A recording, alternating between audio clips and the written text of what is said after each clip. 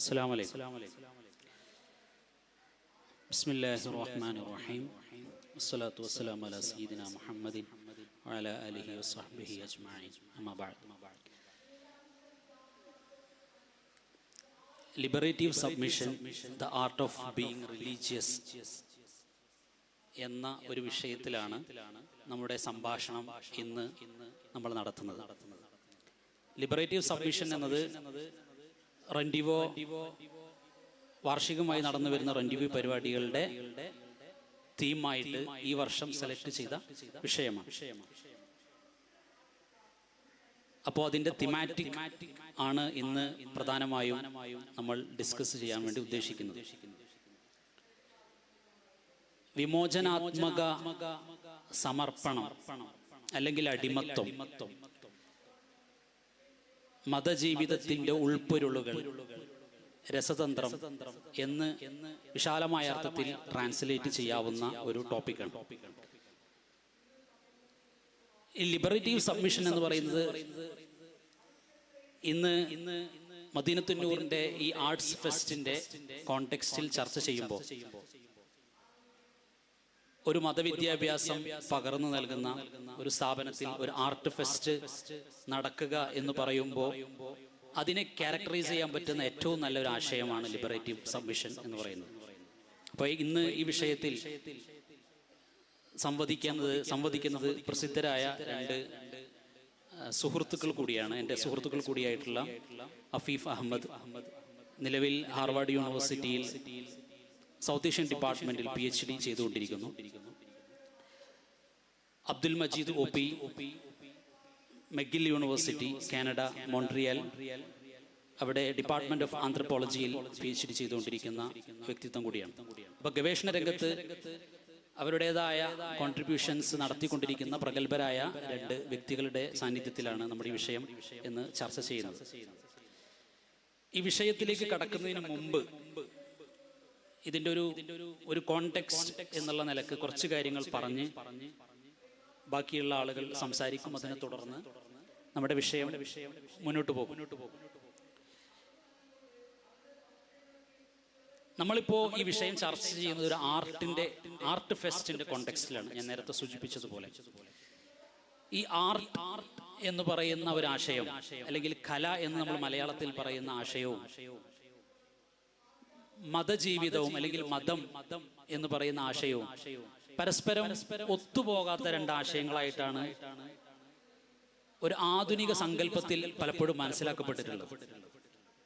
കാരണം അതിൻ്റെ ഒരു പ്രധാനപ്പെട്ട കാരണം കല എന്ന് പറയുന്നത് എപ്പോഴും ഫ്രീഡം എന്ന് പറയുന്ന ഒരു ആശയത്തിനെ അടിസ്ഥാനപ്പെടുത്തി ഉള്ള ഒരു സംഗതിയായിട്ടാണ് മനസ്സിലാക്കപ്പെട്ടിട്ടുള്ളത്. കല എന്ന് പറയുമ്പോൾ സ്വാതന്ത്ര്യമാവുക, അല്ലെങ്കിൽ എല്ലാ അതിർത്തികളെയും ഭേദിച്ചുകൊണ്ട് സങ്കല്പിക്കാനാവുക, ഇവൻ നമ്മുടെ റാഷണലായിട്ടുള്ള ഒരു കാഴ്ചപ്പാടുകൾക്കും അതീതമായി സഞ്ചരിക്കാനുള്ള ഒരു തരം അതിരുകൾക്കും ഏതുതരം തടസ്സങ്ങൾക്കും വിധേയമാവാതെ വളരെ സ്വതന്ത്രമായി ആലോചിക്കാൻ പറ്റുന്ന അല്ലെങ്കിൽ ആവിഷ്കരിക്കാൻ പറ്റുന്ന ഒരു തലം ആയിട്ടാണ് പലപ്പോഴും കലയെ മനസ്സിലാക്കപ്പെട്ടിട്ടുള്ളത് പൊതുവിൽ ആധുനിക സങ്കല്പത്തിൽ. മതം അതേസമയം വളരെ സ്വതന്ത്രമായി ആലോചിക്കുന്നതിൽ നിന്ന് വിഭിന്നമായി വളരെ സെർട്ടേൺ ആയിട്ടുള്ള ചില ഡോഗ്മാസുകളെ ബേസ് ചെയ്തുകൊണ്ട് അതിലുള്ള വിശ്വാസവും പ്രാക്ടീസസുകളുമായി ബന്ധപ്പെടുത്തി എപ്പോഴും ഒരു വിധേയത്വത്തിന്റെ ഒരു സ്വഭാവം കാണിക്കുന്ന ഒരു തലമായിട്ടാണ് മനസ്സിലാക്കുന്നത്. ഈ ഒരു അർത്ഥത്തിൽ മതവും കലയും പരസ്പരം അടുത്തു വരുമ്പോൾ അതുണ്ടാക്കുന്ന സംഘർഷങ്ങൾ പൊതുവിൽ പലപ്പോഴും ചർച്ച ചെയ്യപ്പെടുന്നതാണ്. പലപ്പോഴും നമ്മുടെ ആധുനിക ആർട്സ് ഫെസ്റ്റുകളിലൊക്കെ പലപ്പോഴും പല ആളുകളും അതിനെ വളരെ സന്ദേഹത്തോടു കൂടിയാണ് കാണാറുള്ളത്. എങ്ങനെയാണ് മതവിദ്യാലയങ്ങളിൽ ഒരു കലോത്സവം എന്ന് പറഞ്ഞാൽ അതെപ്പോഴും ഒരു ഇൻകംപ്ലീറ്റ് ആയിട്ടുള്ള അല്ലെങ്കിൽ വളരെ ഇമ്മച്വർ ആയിട്ടുള്ള ഒരു ആവിഷ്കാരമായിട്ട് മാത്രം കണക്കാക്കി പോരുന്ന ഒരു പൊതുധാര നിലവിലുണ്ട്. അപ്പോ ഈ മതകലാലയങ്ങളിൽ, ഇത് മദീനത്തുന്നൂറിനെ പോലെയുള്ള ഇതുപോലുള്ള മതകലാലയങ്ങളിൽ ആർട്സ് ഫെസ്റ്റ് നടക്കുമ്പോൾ എങ്ങനെയാണ് മതകലാലയങ്ങളിലുള്ള ആളുകൾ അവരുടെ കലയെ ആവിഷ്കരിക്കുമ്പോൾ അതെങ്ങനെയാണ് കല എന്ന് പറയുന്ന സങ്കേതം മതജീവിതത്തെ തടസ്സപ്പെടുത്തുന്നത് എന്നതിനും അപ്പുറത്ത് എങ്ങനെയാണ് ഈ മതജീവിതം അല്ലെങ്കിൽ ഈ മതവിദ്യാലയങ്ങളിൽ പഠിക്കുന്ന വിദ്യാർത്ഥികൾ ആവിഷ്കരിക്കുന്ന കല, നിലനിൽക്കുന്ന കല എന്ന് പറയുന്ന സങ്കല്പത്തെ എങ്ങനെയാണ് പുതുക്കി പണിയുന്നത്? ആ ഒരു തലത്തേക്കാണ് നമ്മുടെ ഈ ഒരു ചർച്ച ഇന്ന് കൊണ്ടുപോകാൻ നമ്മൾ ഉദ്ദേശിക്കുന്നത്. നമുക്കറിയാം, സബ്മിഷൻ എന്ന് പറയുന്ന പദം, അതിനെ മലയാളത്തിൽ സമർപ്പണം എന്ന് വേണമെങ്കിൽ പരിഭാഷപ്പെടുത്താം. ഈ സബ്മിഷൻ എന്ന് പറയുന്ന പദം അതിൻ്റെ ഒരു ആംഗലേയ അർത്ഥത്തിൽ അത് ആംഗലേയ അർത്ഥത്തിൽ അത് സബ്ജക്റ്റുമായി അതിന് വലിയ രൂപത്തിലുള്ള കണക്ഷനുണ്ട്. സബ്മിഷൻ എന്ന് പറയുന്നത് സബ്ജക്റ്റുമായി പല രൂപത്തിൽ കണക്ട് ചെയ്യുന്ന ഒരു ആശയമാണ്. സബ്ജക്റ്റ് എന്ന് പറയുമ്പോൾ ഒരാളെ കുറിച്ച് നമ്മൾ സബ്ജക്റ്റ് ചെയ്യുന്ന എപ്പോഴാണ് പറയുന്നത്? അവരെ എന്തിനോടെങ്കിലും ഏതെങ്കിലും രൂപത്തിൽ സബ്മിറ്റ് ചെയ്യുമ്പോൾ എന്നുള്ള നിലക്ക് ഈ വ്യാവഹാരിക തലത്തിൽ ലാംഗ്വേജ് തിയറിയിലൊക്കെ പൊതുവിൽ സബ്ജക്റ്റ് എന്ന് പറയുന്നത് എപ്പോഴും അതൊരു ഡിസ്കസീവ് ആയിട്ടുള്ള ഒരു ഫോർമേഷൻ ആയിട്ടാണ് മനസ്സിലാക്കപ്പെടുന്നത്. അപ്പൊ ആ നിലക്ക് ആലോചിക്കുമ്പോൾ സബ്മിഷൻ എന്ന് പറയുന്നത് സബ്ജക്റ്റിന്റെ ഏറ്റവും അടിസ്ഥാനപരമായ ഒരു ബിന്ദുവാണ്. അപ്പം സബ്മിഷനിലൂടെയാണ് ശരിക്കും സബ്ജക്റ്റ് ഫോം ചെയ്യപ്പെടുന്നത്, അല്ലെങ്കിൽ ഒരു സബ്ജക്റ്റ് രൂപപ്പെടുന്നത്. മിഷേൽ ഫൂക്കോയുടെ പ്രസിദ്ധമായിട്ടുള്ള തിയറികൾക്കൊക്കെ ശേഷം അല്ലെങ്കിൽ സൈക്കോ അനാലിസിസിന്റെ ഒരു വരവിന് ശേഷം അക്കാഡമിയിൽ പൊതുവിൽ ആ ഒരു രൂപത്തിലുള്ള ചർച്ചകൾ രൂപപ്പെട്ടു വരികയും ചെയ്തിട്ടുണ്ട്.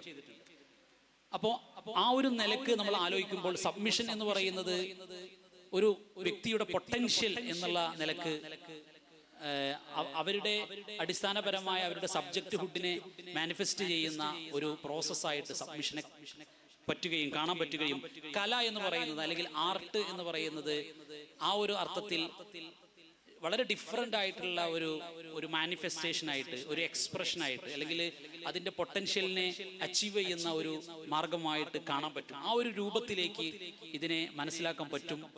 ആ ഒരു രൂപത്തിലുള്ള ഒരു ചർച്ചയിലേക്കാണ് നമ്മൾ ഈ വിഷയത്തെ കൊണ്ടുപോകാൻ നമ്മൾ ഉദ്ദേശിക്കുന്നത്. ഇനി നമ്മോട് സംസാരിക്കുന്നത് അഫീഫ് അഹമ്മദ്.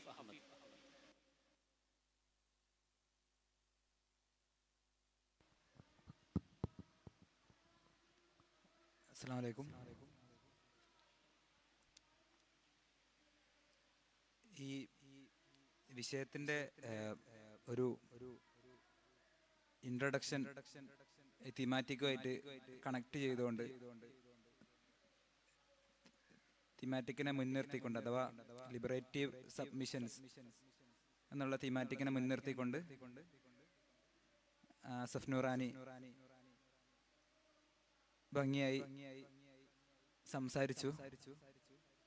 ഞാൻ നേരത്തെ തന്നെ പ്രിപ്പയർഡ് ആയി വന്നിട്ടുള്ളത് ഈ തിമാറ്റിക്കിൽ ഒരു ഭാഗം, അല്ലെങ്കിൽ ഇതിനെ ജനറൽ ആയിട്ട് ലിബറേറ്റീവ് സബ്മിഷൻസ് എന്ന് പറഞ്ഞ ഒരു ആശയം വളരെ വൈഡായിട്ടുള്ള, വളരെ വലിയ സ്കോപ്പുകളുള്ള,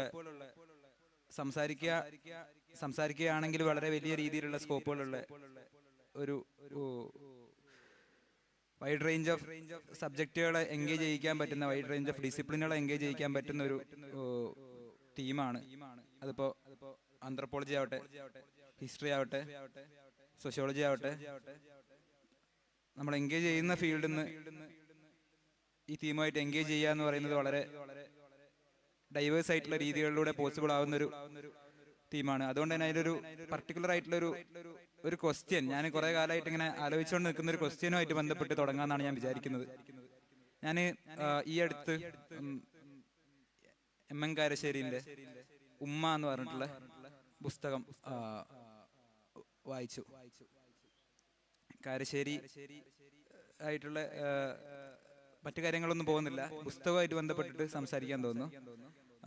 ഈ പുസ്തകം കാരശ്ശേരി തൻ്റെ ഉമ്മയെ ഓർക്കുന്ന ഒരുപാട് ഒരു 10-20 ലേഖനങ്ങളുടെ ഒരു സമാഹാരമാണ്.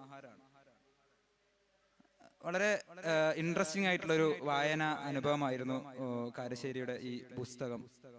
എനിക്ക് പല കാലങ്ങളിലായി, പല സന്ദർഭങ്ങളിലായി, പല വിശേഷാൽ പ്രതികളിലും ആഴ്ച പതിപ്പുകളിലും ലേഖനങ്ങളുടെ രൂപത്തിൽ പുറത്തു വന്നിട്ടുള്ള, ലേഖനങ്ങളുടെയോ ഓർമ്മ കുറിപ്പുകളുടെ രൂപത്തിൽ പുറത്തു വന്നിട്ടുള്ളൊരു പുറത്തു വന്നിട്ടുള്ള രചനകളുടെ ഒരു സമാഹാരമാണ് ഈ പുസ്തകം. തൻ്റെ ഉമ്മയെ പല രീതിയിൽ കാരശ്ശേരി പല സന്ദർഭങ്ങളിൽ ഓർക്കുകയാണ് ഈ പുസ്തകത്തിലൂടെ.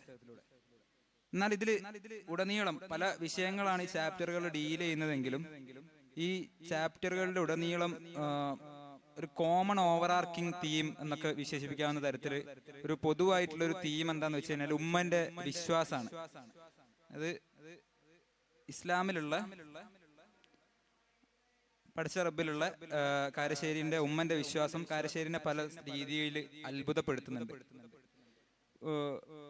കാരശ്ശേരി വരുന്ന വിശ്വാസ പരിസരവും ഉമ്മ നിൽക്കുന്ന വിശ്വാസ പരിസരവും നമ്മൾ ആലോചിച്ചുകൊണ്ട് വേണം. പുള്ളി എടുക്കുന്ന ഒരു ഒബ്ജക്റ്റീവ് ആയിട്ടുള്ള ഒരു ഡിസ്റ്റൻസ് ഉണ്ട് ഈ ഒരു പ്രിമൈസിൽ നിന്ന്. എന്നാൽ അതേസമയം തന്നെ ഉമ്മ നിലനിൽക്കുന്ന വിശ്വാസ പരിസരത്തോട് വളരെ ക്യൂരിയസ് ആയിട്ട് ചില ആലോചനകൾ മുന്നോട്ട് വെക്കുകയാണ് കാരശ്ശേരി ചെയ്യുന്നത്. അതിൽ എനിക്ക് പ്രധാനമായിട്ട് തോന്നിയിട്ടുള്ള 2-3 സന്ദർഭങ്ങൾ ഞാനിങ്ങനെ ഓർക്കുകയാണ്. ഒന്ന്, കാരശ്ശേരി ഉമ്മയായിട്ട് ബന്ധപ്പെട്ടിട്ട് ഒരു ചെറിയ അനുഭവം പറയുന്നു. അത് വീട്ടില് ദിനേന, അതായത് വീട്ടില് ദിനേന മഗ്‌രിബിന് ശേഷം മൊഹിദ്ദീൻ വാല വായിച്ചുകൊണ്ടിരുന്ന എന്താ പറയാ, ഒരു ഇച്ച എന്ന് പറയുന്ന ഒരു സ്ത്രീയോട് കൂടെ, അതായത് അടുക്കളയിൽ പണിക്ക് നിൽക്കുന്ന സ്ത്രീയോട് ഒത്ത് വായിച്ചുകൊണ്ടിരുന്ന ഒരാളായിരുന്നു കാരശ്ശേരിന്റെ ഉമ്മ. കാരശ്ശേരിക്ക് പ്രായമായി.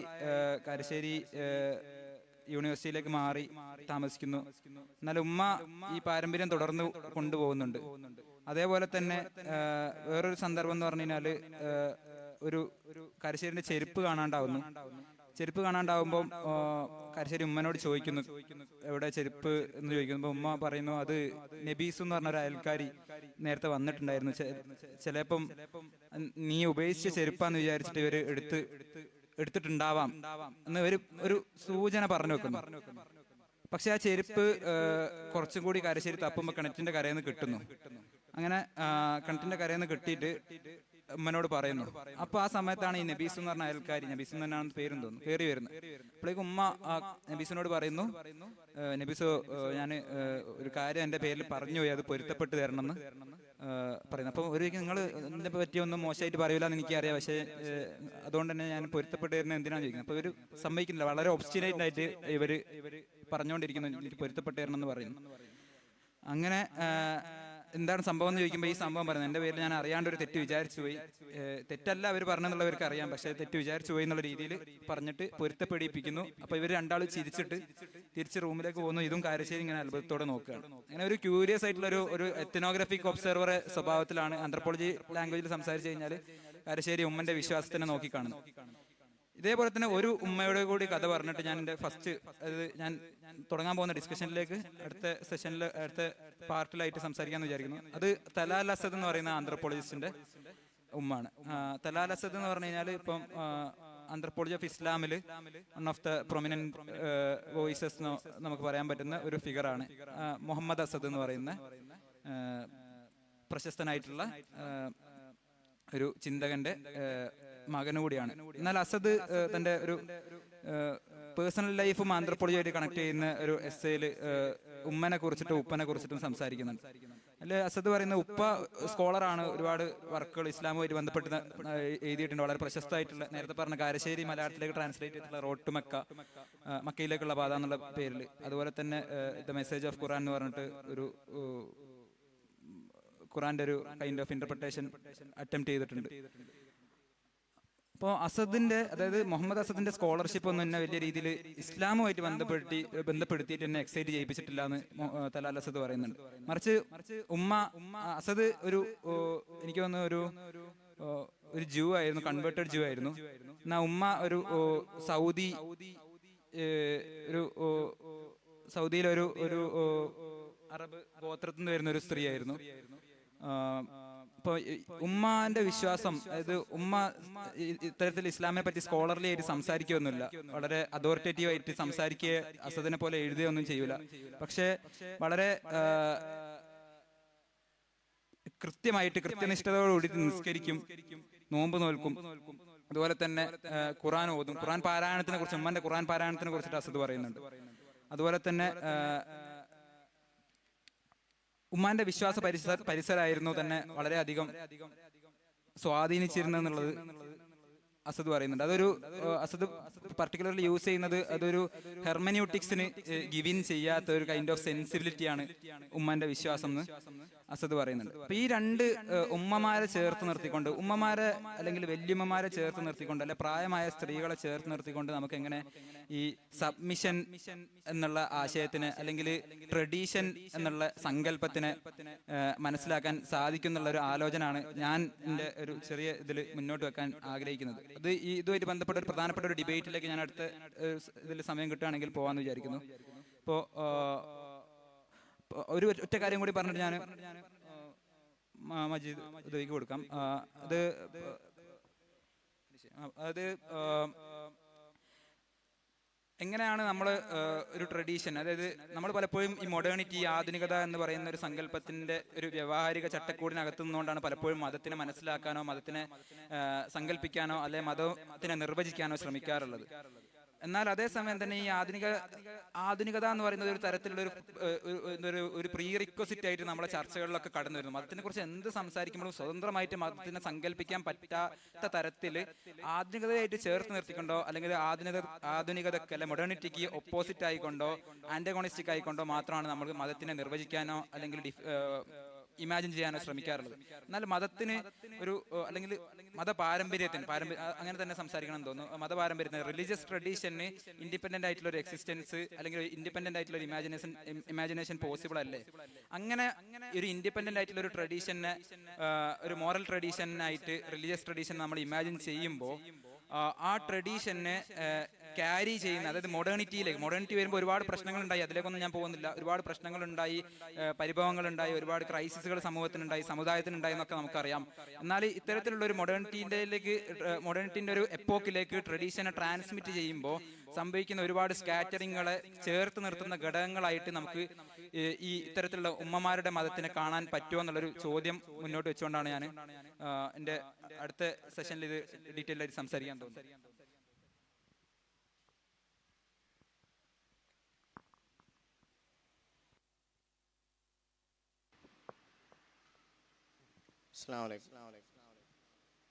അപ്പം നേരത്തെ ആസിഫ് നൂറാനി ഇതിൻ്റെ ഒരു തമാറ്റിക് ഇൻട്രൊഡക്ഷൻ എന്നുള്ള ആൾക്ക് പറഞ്ഞു.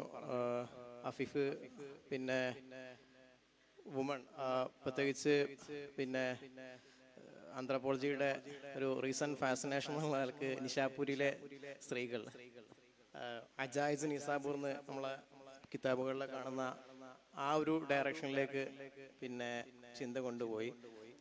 എനിക്ക് തോന്നുന്നു എൻ്റെ ആദ്യത്തെ ഒരു പിന്നെ സെഷനിൽ ആന്ത്രപ്പോളജി എന്നുള്ള ഡിസിപ്ലിനിൽ പിന്നെ ഒരു പക്ഷേ ഇവിടെ ഇരിക്കുന്ന ചില ആൾക്ക് ഫെമിലിയർ ആയിട്ടുള്ള, എന്നാൽ ഒന്നും കൂടിയും അതിൻ്റെ ഈ ഒരു വിഷയത്തിൻ്റെ പിന്നെ അതിൻ്റെ ഒരു തീമിനോട് ഒന്നുകൂടിയും അടുത്ത് നിൽക്കുന്ന കുറച്ച് കാര്യങ്ങൾ പറയാമെന്നാണ് വിചാരിച്ചത്. അപ്പം ഞാൻ തീം നോട്ട് വായിച്ച സമയത്ത് അതിൽ എൻ്റെ ശ്രദ്ധയിൽ വന്ന ഒന്ന് രണ്ട് കാര്യങ്ങളാണ്. പിന്നെ ഒന്ന് aligning with something that transcends our immediate surrounding എന്നുള്ളത്. അതായത് നമ്മുടെ ഇമ്മീഡിയറ്റ് ആയിട്ടുള്ള പരിസരങ്ങൾ, ആ പരിസരങ്ങളെ ട്രാൻസെൻഡ് ചെയ്യുന്ന, അതിനെ മറികടക്കുന്ന ഒന്നുമായിട്ട് ചേർന്ന് നിൽക്കുക, ആ സമയത്ത് കിട്ടുന്ന ലിബറേഷൻ. അപ്പം ആന്ത്രപ്പോളജിയിൽ ഇപ്പം വലിയൊരു ഡിസ്കഷൻ എന്താണെന്ന് വെച്ചാൽ, അല്ലെങ്കിൽ പിന്നെ ആന്ത്രപ്പോളജി നിങ്ങൾ ആ ഒരു ഡിസിപ്ലിനെ കുറിച്ച് പ്രത്യേകിച്ച് വെസ്റ്റേൺ യൂണിവേഴ്സിറ്റിയിലും പിന്നെ യുണൈറ്റഡ് സ്റ്റേറ്റ്സിലൊക്കെ ഉള്ള അല്ലെങ്കിൽ നോർത്ത് അമേരിക്കയിലൊക്കെ ഉള്ള ഡിപ്പാർട്ട്മെന്റുകളിൽ പിന്നെ മനുഷ്യന്റെ പരിമിതികളെ കുറിച്ചുള്ള ചർച്ചകൾ ഒരുപാട് നടക്കുന്നുണ്ട്. മനുഷ്യന്റെ കഴിവുകളെ കുറിച്ചുള്ള ചർച്ച നടക്കുന്നുണ്ട്, മനുഷ്യന്റെ പരിമിതികളെ കുറിച്ച്. ഞാൻ വളരെ ജനറൽ ആയിട്ടാണ് പറയുന്നത് കേട്ടോ. പ്രത്യേകിച്ച് പിന്നെ ഈ ആഗോളതാപനം, അതേപോലെ തന്നെ മനുഷ്യൻ ഭൂമിയിൽ ഉണ്ടാക്കുന്ന പ്രശ്നങ്ങൾ കൊണ്ടുണ്ടാവുന്ന ദുരിതങ്ങൾ എന്നിവയുടെ കോണ്ടെക്സ്റ്റുകളിലൊക്കെ അത്തരം ചർച്ചകൾ വളരെ വ്യാപകമാണ്. അതേപോലെ തന്നെ മനുഷ്യൻ പ്രകൃതിക്ക് ചെയ്ത, പ്രകൃതി എന്ന് പറഞ്ഞാൽ ഇപ്പം ആദ്യകാല പ്രകൃതിയിൽ മനുഷ്യ, അതായത് ആന്ത്രപ്പോളജിയുടെ ഡെഫിനിഷൻ അനുസരിച്ച് ആദ്യകാല പ്രകൃതിയിൽ അനിമൽ കൂടി ഉൾപ്പെടുന്ന ഒരു പ്രകൃതിയാണ്. അതായത് മരങ്ങള്, മറ്റു ഇനാനിമേറ്റ് ആയിട്ടുള്ള ഒബ്ജക്ട്സ്, അതേപോലെ തന്നെ മൃഗങ്ങൾ. പക്ഷേ റീസെന്റ് പിന്നെ എന്താ പറയുക, ഹ്യൂമൻ അനിമൽ എന്ന് പറഞ്ഞാൽ മനുഷ്യനോട് കൂടുതൽ വേറെ നിലക്ക് അടുത്ത് നിൽക്കുന്ന, മനുഷ്യന്റെ സംസ്കാരവുമായി ബന്ധപ്പെട്ട് നിൽക്കുന്ന പിന്നെ ഒരു നിലക്ക് മൃഗങ്ങളെ പരിഗണിക്കണം എന്നുള്ള രീതിയിൽ ഞാൻ ഒരു ചെറിയൊരു ഉദാഹരണം പറഞ്ഞിട്ട് അതിൻ്റെ എന്തുകൊണ്ടാണ് ആ ഡിസ്കഷൻ വരുന്നുള്ളതിൻ്റെ നമ്മുടെ നാട്ടിലെ പഴയ ഈ കാളപൂട്ട് സംഭവങ്ങളൊക്കെ ഉണ്ടാകുന്ന സമയത്ത് ആ കാളകളെ നോക്കുന്ന മനുഷ്യന്മാരും ആ കാളകളും തമ്മിലുള്ള ഒരു ബന്ധം. അപ്പം അത് അങ്ങനത്തെ പറയാം. അതിപ്പോൾ ഇപ്പോൾ ആണെങ്കിൽ പെറ്റ്സ് ബന്ധം, അങ്ങനെ അതൊരു ഏരിയയാണ്. ഞാൻ അതിലേക്ക് പോകുന്നില്ല. ഞാൻ പറയാൻ ഉദ്ദേശിക്കുന്നത് വെച്ചാൽ ഈ ലിമിറ്റേഷൻ എന്നുള്ളത് ആന്ത്രപ്പോളജിയെ സംബന്ധിച്ച് ഒരു കൺസേൺ ആണ്. അപ്പം ആന്ത്രപ്പോളജി ഓഫ് റിലീജിയൻ എന്നുള്ള തീമില് 2020 നടന്ന ഒരു കോൺഫറൻസിൽ അതിൻ്റെ ഒരു കീനോട്ട് സ്പീക്കറായിട്ട് ഉണ്ടായിരുന്ന ഒരു സ്കോളറാണ് ആമിറ മെറ്റർമേർ എന്ന് പറഞ്ഞിട്ടുള്ള ഒരു സ്കോളർ. അപ്പൊ അവരൊരു ആലോചന മുന്നോട്ട് വെക്കുന്നതെന്ന് വെച്ചാൽ ഇങ്ങനെ പിന്നെന്താ പറയാ, മനുഷ്യന്റെ പരിമിതികളെ കുറിച്ച് ചിന്തിക്കുന്ന കൂട്ടത്തിൽപ്പെട്ടവരാണ് മുസ്ലിങ്ങളും. അപ്പം അതില് അവരൊരു പ്രത്യേക ഇൻസിഡന്റ് എടുത്തിട്ട്, അതായത് ഒരു മനുഷ്യന് ഉൾക്കൊള്ളാൻ പറ്റാത്ത ചില കാര്യങ്ങൾ വരുന്ന സമയത്ത് പിന്നെ അതിനെ പെട്ടെന്ന് ജഡ്ജ് ചെയ്യുന്നതിന് പകരം അതിന്റെ പർപ്പസ്, അതിന്റെ യുക്തി, അത് പടച്ചോനിലേക്ക് വിടുന്ന ഒരു സംഭവം അതിൽ പറയുന്നുണ്ട്. അപ്പം അത് നടക്കുന്നത് ഇപ്പോൾ ആമിറ മെട്രോമേർ ആ നടക്കുന്ന കാര്യങ്ങളോട് യോജിക്കുന്നുണ്ട് എന്നുള്ളത് എനിക്ക് തോന്നുന്നില്ല. പക്ഷേ സൗദി അറേബ്യയിൽ ഈ എക്സിക്യൂഷൻ നടക്കുന്ന സമയത്ത് അത് കണ്ട്, പിന്നെ ഞാൻ അതിന്റെ ഡീറ്റെയിൽസും കൃത്യമായിട്ട് ഓർമ്മയില്ല, അത് കണ്ട് ആ സമയത്ത് യുവാവായിരുന്നൊരു വ്യക്തി പിന്നീട് പിന്നെന്തോ കുറച്ച് ദിവസങ്ങളായിട്ട് എന്തോ റൂം അടച്ചിട്ട് കിടക്കുക എന്തോ ചെയ്ത് പിന്നീട് മറ്റൊരു ഘട്ടത്തിൽ ആമിറ മെട്രോമേർ അവരെ കാണുന്ന സമയത്ത് അവര് ഇപ്പൊ മറ്റൊരു രീതിയിലാണ് അതിനെ ചിന്തിക്കുന്നത്. അത് പറഞ്ഞിട്ടാണ്, അതായത് നമുക്ക് പിന്നെ വേദന കൊണ്ടോ അല്ലെങ്കിൽ പിന്നെ ഇൻജസ്റ്റിസ് കാരണമോ ഉൾക്കൊള്ളാൻ പറ്റാത്ത ചിലത് ഒരു പക്ഷേ അതിന്റെ ജഡ്ജ്മെന്റ് പെട്ടെന്ന് ചെയ്യുന്നതിന് പകരം അതിനെ നമ്മൾ മറ്റൊന്നിലേക്ക് ഡിഫർ ചെയ്യാം. അതായത് എനിക്കറിയാത്ത പല കാര്യങ്ങളും ഉണ്ട്, അള്ളാഹു ആലം എന്നുള്ളതിന്റെ ഒരു ആകസത്താണ്. അപ്പം ഇതൊരു തരം എന്താ പറയാ, അതായത് ഞാനൊരു സബ്മിഷന്റെ ഒരു തരം ഉദാഹരണങ്ങൾ അല്ലെങ്കിൽ ഒരു ലെവൽ ഓഫ് ഡിസ്കഷൻ ഇങ്ങനെയാണ്. അത് സറണ്ടർ ഓഫ് നമ്മുടെ വില്ലിനെയും ജഡ്ജ്മെന്റിനെയും സറണ്ടർ ചെയ്യുക. അത് പല തലങ്ങളിൽ നടക്കുന്നുണ്ട്. ഇപ്പം ഞാൻ മറ്റു ട്രഡീഷനിലേക്ക് പോകുന്നില്ല. അപ്പം ക്രിസ്ത്യാനിറ്റിയിലൊക്കെ ഒരു പക്ഷേ ഒരാള് വിശ്വാസം കൈവരിക്കുക എന്നുള്ളതിന്റെ പ്രധാനപ്പെട്ട ഒരു ഭാഗം അങ്ങനെയാണ്, അതായത് നമ്മൾ ദൈവത്തിന് കീഴ്പ്പെടുക എന്നുള്ളത്. അതേപോലെ തന്നെ ഇസ്ലാം സ്വീകരിച്ച ചില വ്യക്തികളുമായി സംസാരിക്കുന്ന സമയത്തും നിരന്തരമായി അവരെ ശരിക്കും എന്താ പറയാ, അവർക്ക് ഇൻസോമാനിയ, അതായത് രാത്രി ഉറക്കമില്ലായ്മ, കാണുന്ന വസ്തുക്കളോടൊക്കെ സംസാരിക്കുന്ന രീതി എന്ന രീതിയിലേക്ക് വരെ ചിന്ത പോയതിനു ശേഷം പിന്നീട് ഈ പറഞ്ഞ വ്യക്തി ചെയ്യുന്നതെന്ന് വെച്ചാൽ let the real God guide me എന്നുള്ളൊരു പൊസിഷനിൽ എടുക്കുകയും അങ്ങനെ ആരാണ് ഗോഡെന്ന് അറിയാതെ ആ ഗോഡിന്, അല്ലെങ്കിൽ ഗോഡിന്റെ ഐഡന്റിറ്റി അറിയാതെ ആ ഗോഡിന് സബ്മിറ്റ് ചെയ്തിട്ട് സറണ്ടർ ചെയ്തിട്ട് ഇനി നീ നോക്ക് എന്നുള്ള നിലക്ക് അവസാനം ഇസ്ലാമിലേക്ക് എത്തുന്ന ഒരു സ്ത്രീ. അപ്പം ഇവിടെ നമുക്ക് കാണാൻ പറ്റുന്നത് അഗെയിൻ ഒരു ഗോഡ് എന്നുള്ള നമ്മൾക്ക് ട്രാൻസെൻഡ് ചെയ്യുന്ന, പിന്നെ എന്നാൽ നമ്മളെക്കാൾ ഉപരി എല്ലാ കാര്യങ്ങളെ കുറിച്ച് അറിയുന്ന ഒരു വ്യക്തിയിലേക്കുള്ള സബ്മിഷൻ. പിന്നീട് മറ്റൊന്ന്, ഇപ്പം അതിൻ്റെ ഒരു 2 പതിറ്റാണ്ടായിട്ട് ആന്ത്രപ്പോളജിയിൽ ഏറെ ശ്രദ്ധ പറ്റിയ ഡിസ്കഷനാണ് സബാം ഹമൂദിന്റെ പൊളിറ്റിക്സ് ഓഫ് പയറ്റി എന്നുള്ള പുസ്തകം. പക്ഷെ നമുക്ക് പരിചയം ഉണ്ടാവും.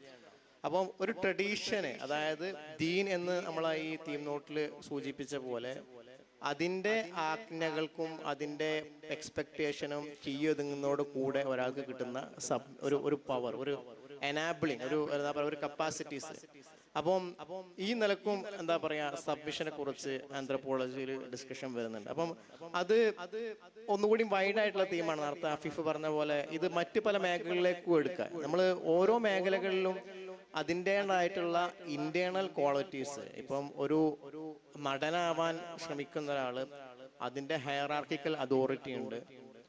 പിന്നെ അതേപോലെ തന്നെ അതിൻ്റെതായിട്ടുള്ള ചില ബോഡിലി എക്സ്പെക്ടേഷൻസ് ഉണ്ട്, ചില ചിട്ടവട്ടങ്ങളുണ്ട്, ചില ബഹുമാന മര്യാദകളുണ്ട്. ഇതിനെയൊക്കെ പിന്നെന്താ പറയാ അതിന് വിധേയമാവുമ്പോഴാണ് ശരിക്കും ആ നടനാവുക എന്നുള്ള പ്രക്രിയ നടക്കുന്നത്. പക്ഷേ പിന്നെ ഇതും എല്ലാം ഒരേ ടൈപ്പ് ഓഫ് സബ്മിഷൻ ആണ് എന്നല്ല ഞാൻ പറയുന്നത്. പക്ഷെ സബ്മിഷന്റെ വ്യത്യസ്തമായിട്ടുള്ള ചിന്തകൾ ആന്ത്രപ്പോളജിയിൽ എങ്ങനെയാണ് ഉണ്ടായിട്ടുള്ളത് ഞാൻ പറയുന്നത്. അപ്പം ഇത് ഒരു പക്ഷേ നമ്മുടെ പൊതുവായിട്ടുള്ള ധാരണ ഇപ്പം നമുക്ക് ഇപ്പം മതവിദ്യാർത്ഥികൾ കല നടത്തുന്നു എന്ന് പറഞ്ഞ സമയത്ത് അതിനെ നമുക്ക് വേണമെങ്കിൽ ഒരു റെസിസ്റ്റൻസ് ആയിട്ട് മാറി നിൽക്കട്ടെ. അതായത് പിന്നെ പൊതുവെ എന്താ പറയാ മതത്തിന് മറ്റൊരു തലത്തിൽ സ്ഥാനം കൊടുക്കുന്ന കല എന്ന മേഖലയെ ക്വസ്റ്റ്യൻ ചെയ്യുന്ന രീതിയിൽ പിന്നെന്താ പറയാ ആർട്സ് എന്ന മേഖലയിൽ എങ്ങനെയാണ് മതവിദ്യാർത്ഥികൾ അല്ലെങ്കിൽ പണ്ഡിതന്മാർ ഇടപെടുന്നത് എന്നുള്ളത്.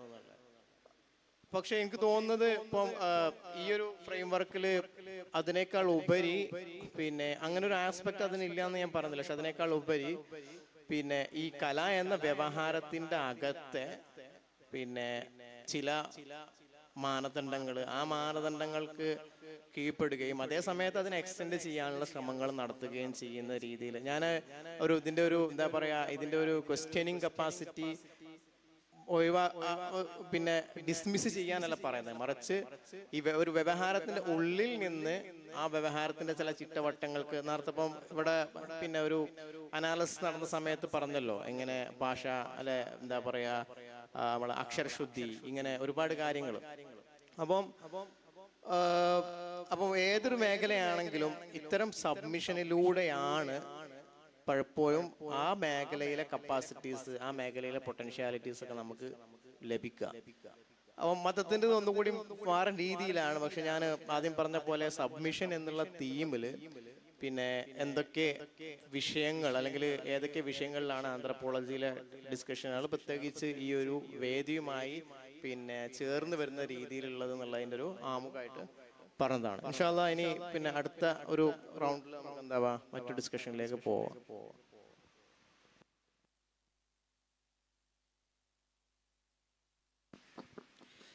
ഇപ്പോൾ ആദ്യഘട്ട ഒരു ഡിസ്കഷൻ പൂർത്തിയാവുമ്പോൾ ഈ ചർച്ചയുടെ വ്യത്യസ്തമായ തലങ്ങൾ നമുക്ക് വെളിവായി.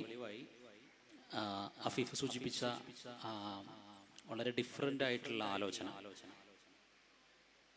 പ്രായമുള്ള ഉമ്മമാരിലൂടെ അവരുടെ ഒരു സബ്മിഷൻ, അവരുടെ ഒരു ആധുനികത എന്ന് പറയുന്ന സങ്കേതത്തിനപ്പുറത്ത് അവരുടെ ഒരു സബ്മിഷൻ കൊണ്ടുവരുന്ന അർത്ഥതലങ്ങൾ, അതിൻ്റെ വളരെ ഡിഫറൻ്റ് ആയിട്ടുള്ള ഒരു പെർസ്പെക്റ്റീവിനെ നമുക്ക് എങ്ങനെ കാണണം എന്ന രൂപത്തിൽ അദ്ദേഹം അതിൻ്റെ ഡിസ്കഷനെ കൊണ്ടുപോയി.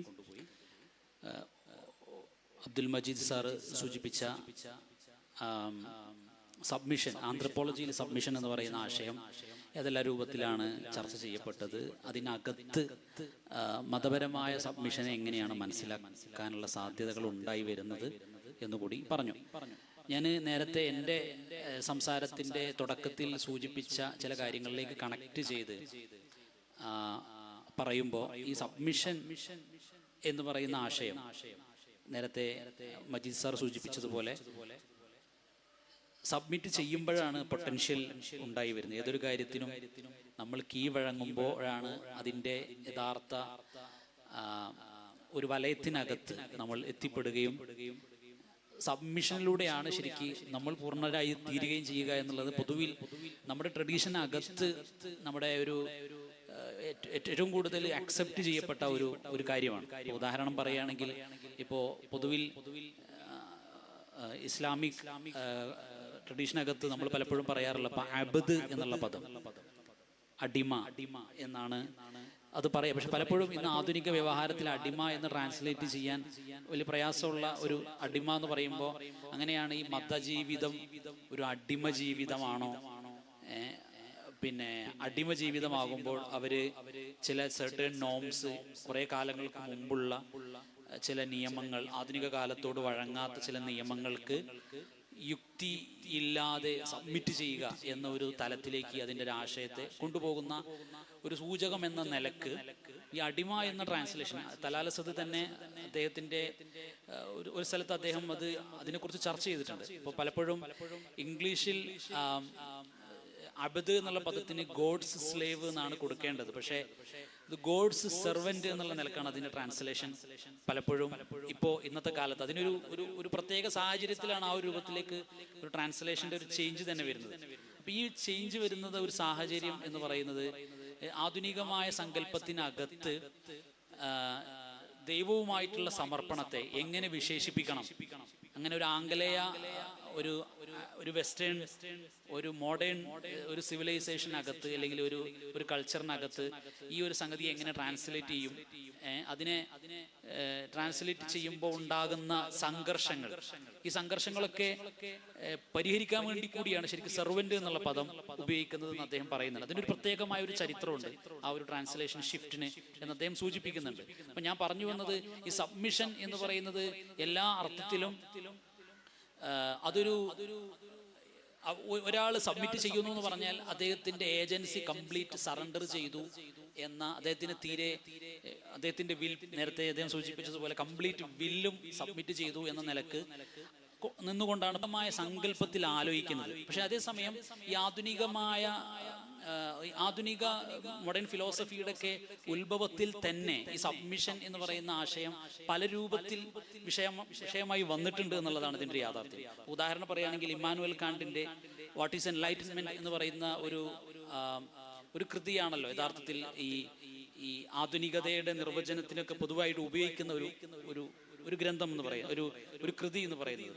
അതിൽ പോലും അദ്ദേഹം അതിൽ പറയുന്നത് റീസൺ ആണ് മറ്റൊരു മറ്റുള്ള ആളുകളുടെ കാര്യങ്ങൾക്ക് വിധേയപ്പെടാതെ അവരുടെ സ്വന്തമായ റീസണിന് ഡിപ്പെൻഡ് ചെയ്തുകൊണ്ടുള്ള ഒരു ലൈഫ്, അങ്ങനെയുള്ള ഒരു മോഡേൺ ഇൻഡിവിജ്വലിനെയാണ് അദ്ദേഹം അതിൽ സങ്കല്പിക്കുന്നത്. പക്ഷെ അങ്ങനെയാണെങ്കിൽ പോലും അങ്ങനെയുള്ള സങ്കല്പിക്കുന്ന ഒരു മനുഷ്യനാണ് അദ്ദേഹത്തെ മെച്വർ ഇൻഡിവിജ്വൽ എന്ന് അദ്ദേഹം വിശേഷിപ്പിക്കുന്നത്. മെച്വർ ഇൻഡിവിജ്വൽ എന്ന് പറഞ്ഞാൽ അവര് പൊളിറ്റിക്കലി മോറലി ഒക്കെ റീസണെ മാത്രം ഡിപ്പെൻഡ് ചെയ്യുന്ന അതായത് മറ്റുള്ളവരുടെ അതോറിറ്റിയെ ഡിപ്പെൻഡ് ചെയ്യാതിരിക്കുന്ന ഒരു സാഹചര്യത്തെയാണ് അദ്ദേഹം എൻലൈറ്റൻമെന്റ് കൊണ്ട് ഉദ്ദേശിക്കുന്നത്. പക്ഷെ ആ ഒരു കൃതിയിൽ പോലും ഈ സ്വന്തമായിട്ടുള്ള ആവിഷ്കാരത്തിന്റെ ഒരു ലിമിറ്റ് അദ്ദേഹം പറയുന്നുണ്ട്. ഇപ്പൊ സ്റ്റേറ്റുമായി ബന്ധപ്പെട്ട ഒരാളുടെ സെൽഫ് എലാബറേഷൻ അല്ലെങ്കിൽ പബ്ലിക് ക്രിറ്റിസിസം എന്നൊക്കെ പറയുന്നത് ഏത് വരെ ആവാം എന്ന് അദ്ദേഹം അതിൽ പറയുന്നുണ്ട്. അതിന് സ്റ്റേറ്റുമായി ബന്ധപ്പെടുമ്പോൾ രാജാവിന് വഴിപ്പെടേണ്ടതിനെ കുറിച്ചും ഒക്കെ ഇമ്മാനുവൽ കാന്റ് തന്നെ പറയുന്നുണ്ട്. അപ്പൊ ഞാൻ പറഞ്ഞു വരുന്നതിന്റെ ഒരു ചുരുക്കം, ഈ ആധുനിക തത്വചിന്തയിൽ തന്നെ ഈ സബ്മിഷനുമായി ബന്ധപ്പെട്ട ആലോചന അതിനോടൊപ്പം തന്നെ തുടർന്നു പോന്നിട്ടുള്ള ഒരു ആലോചനയാണ്. പക്ഷേ അതിന്റെ ഒരു ഡിസയറിങ് ലൈഫ്, ഒരു ആധുനികതയുടെ ഒരു ഡിസയറിങ് ലൈഫിന്റെ ഭാഗമായിട്ട് എപ്പോഴും ആലോചിക്കുന്നത് ഈ നോൺ സബ്മിറ്റിംഗ് ആയിട്ടുള്ള ഒരു തലത്തെയാണ്. പക്ഷെ നമ്മുടെ ജീവിതം എപ്പോഴും പല രൂപങ്ങളിൽ സബ്മിഷനിലൂടെയാണ് ശരിക്കും ഇത് രൂപപ്പെട്ടു വരുന്നത്. അതുകൊണ്ടാണ് ഈ കോണ്ടിനെന്റൽ ഫിലോസഫിയിലുള്ള ഫിലോസഫേഴ്സ് അധികവും ഇതുമായി ബന്ധപ്പെട്ട ചർച്ചകളിൽ ഈ ആധുനികതയ്ക്ക് പിന്നെ ഈ വളരെ റാഷണൽ ആയിട്ടുള്ള അതിന്റെ ടെലിയോളജിക്കൽ ആയിട്ടുള്ള ആസ്പെക്റ്റുകളെ മാറ്റി നിർത്തി ആലോചിച്ച് നോക്കുമ്പോൾ ശരിക്ക് ഈ മോഡേൺ സബ്ജക്റ്റിന്റെ ലിമിറ്റേഷൻസിനെ കുറിച്ചിട്ട് ഈ സ്കോളേഴ്സ് പൊതുവിൽ ഇപ്പോൾ മിഷേൽ ഫൂക്കോ വരെയുള്ള പല സ്കോളേഴ്സും അത് ഡിസ്കസ് ചെയ്തിട്ടുണ്ട്. അപ്പോൾ അതിൽ ഞാൻ നേരത്തെ സൂചിപ്പിച്ചതുപോലെ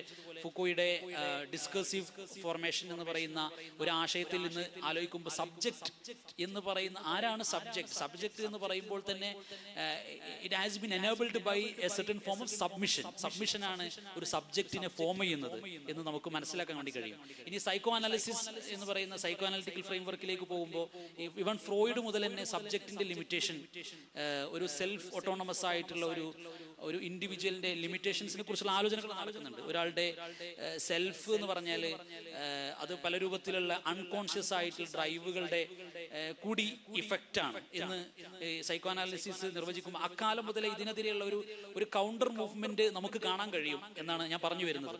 അപ്പോൾ ആ ഒരു ട്രഡീഷൻ അകത്ത് നമ്മൾ അതിൽ നിന്ന് നമ്മൾ ബിൽഡ് ചെയ്യുമ്പോൾ അതിലൂടെ നമ്മൾ ബിൽഡ് ചെയ്യുമ്പോൾ നമ്മൾ എത്തിച്ചേരുന്ന മറ്റൊരു തലം എന്ന് പറയുന്നത് റിലീജിയസ് ലൈഫ് എന്ന് അതിനെ നമ്മൾ സബ്മിഷൻ എന്ന് പറയുമ്പോൾ ആ സബ്മിഷനെ എങ്ങനെ നമ്മൾ ഒരു ലിബറേറ്റീവ് ആയിട്ടുള്ള ഒരു പ്രോസസ്സായിട്ട് കാണാൻ പറ്റും എന്നാണ് നമ്മൾ ആലോചിക്കുന്നത്. അതിൽ ഇമാജിൻ ചെയ്യപ്പെടുന്ന സെൽഫ് എന്താണ്? ഞാൻ നേരത്തെ പറഞ്ഞു ആർട്ടും അതേപോലെ റിലീജിയനും രണ്ടും പരസ്പര വിരുദ്ധങ്ങളാണ് എന്ന് തോന്നിപ്പിക്കുമാറാണ് അതിന്റെ സഞ്ചാരമെങ്കിലും അതിനെ ഒരു മുത്തല്ലിമായ ഒരു വ്യക്തി ആർട്ടിൽ ഏർപ്പെടുമ്പോൾ അല്ലെങ്കിൽ അവര് പ്രസംഗിക്കുമ്പോൾ കവിത ചൊല്ലുമ്പോൾ അത് പലപ്പോഴും ഒരു വളരെ സസ്പീഷ്യസോടുകൂടിയാണ് ആളുകൾ കാണുക. അവരെ പലപ്പോഴും നമ്മുടെ വേദികളിൽ പല ആളുകൾക്കും വരാനും വലിയ പ്രയാസമായിരിക്കും. കാരണം ഈ ഒരു റിലീജിയസ് സ്കോളേഴ്സിനകത്ത് എന്ത് ആർട്ട്, അതിൻ്റെ അകത്തുള്ള അതിൻ്റെ ഒരു ലിമിറ്റേഷൻസ് മനസ്സിലാക്കിക്കൊണ്ടാണ് പലപ്പോഴും ഒരു പൊതുധാരയിൽ അങ്ങനെ ഒരു ചർച്ച പലപ്പോഴും ഉയർന്നു വരാറുണ്ട്. പക്ഷെ അതേ സമയത്ത് ഈ ഒരു മുതാല്ലിമായ ഒരു വ്യക്തി ആർട്ടിൽ ഏർപ്പെടുമ്പോൾ അത് ഏതെല്ലാം രൂപത്തിലാണ് ആർട്ടിനെ പരിഷ്കരിക്കുന്നത്. ആർട്ട് എന്നതിനെ ഒരർത്ഥത്തിൽ അവരുടെ മതകീയ ജീവിതം തന്നെ വളരെ ആർട്ടിസ്റ്റിക്കലി ആയിട്ടാണ് അതിനെ നമ്മൾ മനസ്സിലാക്കുന്നത്. അപ്പോൾ അതൊരു എങ്ങനെയാണ് അവരുടെ ഈ സബ്മിഷൻ അവരുടെ ഒരു പൊട്ടൻഷ്യലിനെ ഉണ്ടാക്കുന്നത്, ഒരു വ്യക്തിയുടെ ജീവിതത്തെ ഒരു ഏബിൾ, നമ്മൾ നേരത്തെ തലാലസത്തിനെ സൂചിപ്പിച്ചപ്പോൾ നമ്മൾ പറഞ്ഞതുപോലെ എങ്ങനെയാണ് അവരുടെ ഒരു എബിലിറ്റി ഫോം ചെയ്യപ്പെടുന്നത്, അതെങ്ങനെയാണ് അവരുടെ ഒരു സെൽഫ് ഇലാബറേഷനെ, അതായത് നമ്മൾ സബ്മിറ്റ് ചെയ്യുന്നതിലൂടെ ഏതെല്ലാം രൂപത്തിലാണ് നമ്മൾ ഫ്രീഡം കൈവരിക്കുന്നത് എന്ന ഒരു പുതിയ ഒരു ആലോചന, ഫ്രീഡത്തെ കുറിച്ചിട്ടുള്ള ഒരു പുതിയൊരു ആലോചന, സെൽഫിനെ കുറിച്ചിട്ടുള്ള ഒരു പുതിയൊരു ആലോചന, ആ ആലോചനയിലൂടെ നമുക്ക് ആർട്ടിനെയും റിലീജിയനെയും അത് തമ്മിലുള്ള ഇക്വേഷനെയും നമുക്ക് വേറെ രൂപത്തിൽ ആലോചിക്കാൻ കഴിയും എന്നാണ് നമുക്ക് മനസ്സിലാക്കാൻ കഴിയുന്നത്.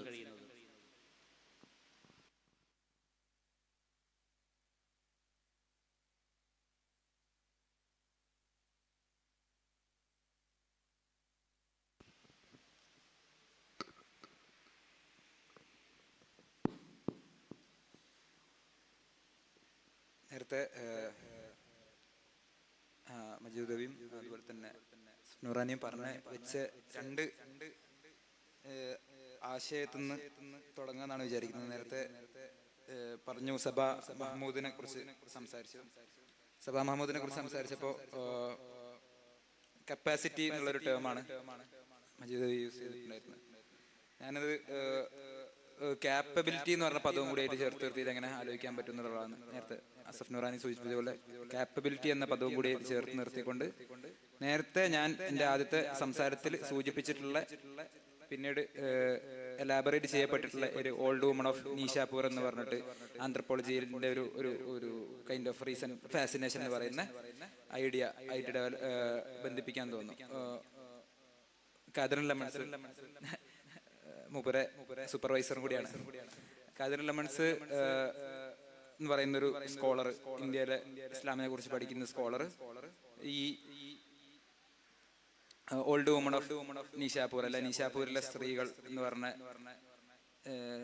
ഒരു വളരെ കാലങ്ങളായിട്ട് നടന്നുകൊണ്ടിരിക്കുന്ന ഒരു എൻഗേജ്, പല രീതിയിൽ പല ഡിസിപ്ലിനുകളിൽ നിന്ന് എൻഗേജ് ചെയ്യപ്പെട്ടുള്ള ഒരു എന്താ പറയാ ഒരു ക്വസ്റ്റ്യനോട് വളരെ ഇൻട്രസ്റ്റിംഗ് ആയിട്ടുള്ള ഒരു ഒബ്സർവേഷൻ കാദർ ലെമൺസ് വെക്കുന്നുണ്ട്. അത് 3 ആശയങ്ങളെ ചേർത്ത് നിർത്തിയിട്ടാണ് ഈ നീഷാപൂരിലെ സ്ത്രീകളുടെ മതത്തിനെ ലെമൺസ് മനസ്സിലാക്കാൻ നോക്കുന്നത്. 1 ടൈം, 2 ഇൻഡിഫറൻസ്, 3 ഒബ്സ്റ്റിനൻസി എന്ന് പറഞ്ഞിട്ട് 3 ആശയങ്ങളാണ്. അപ്പൊ ഇതില്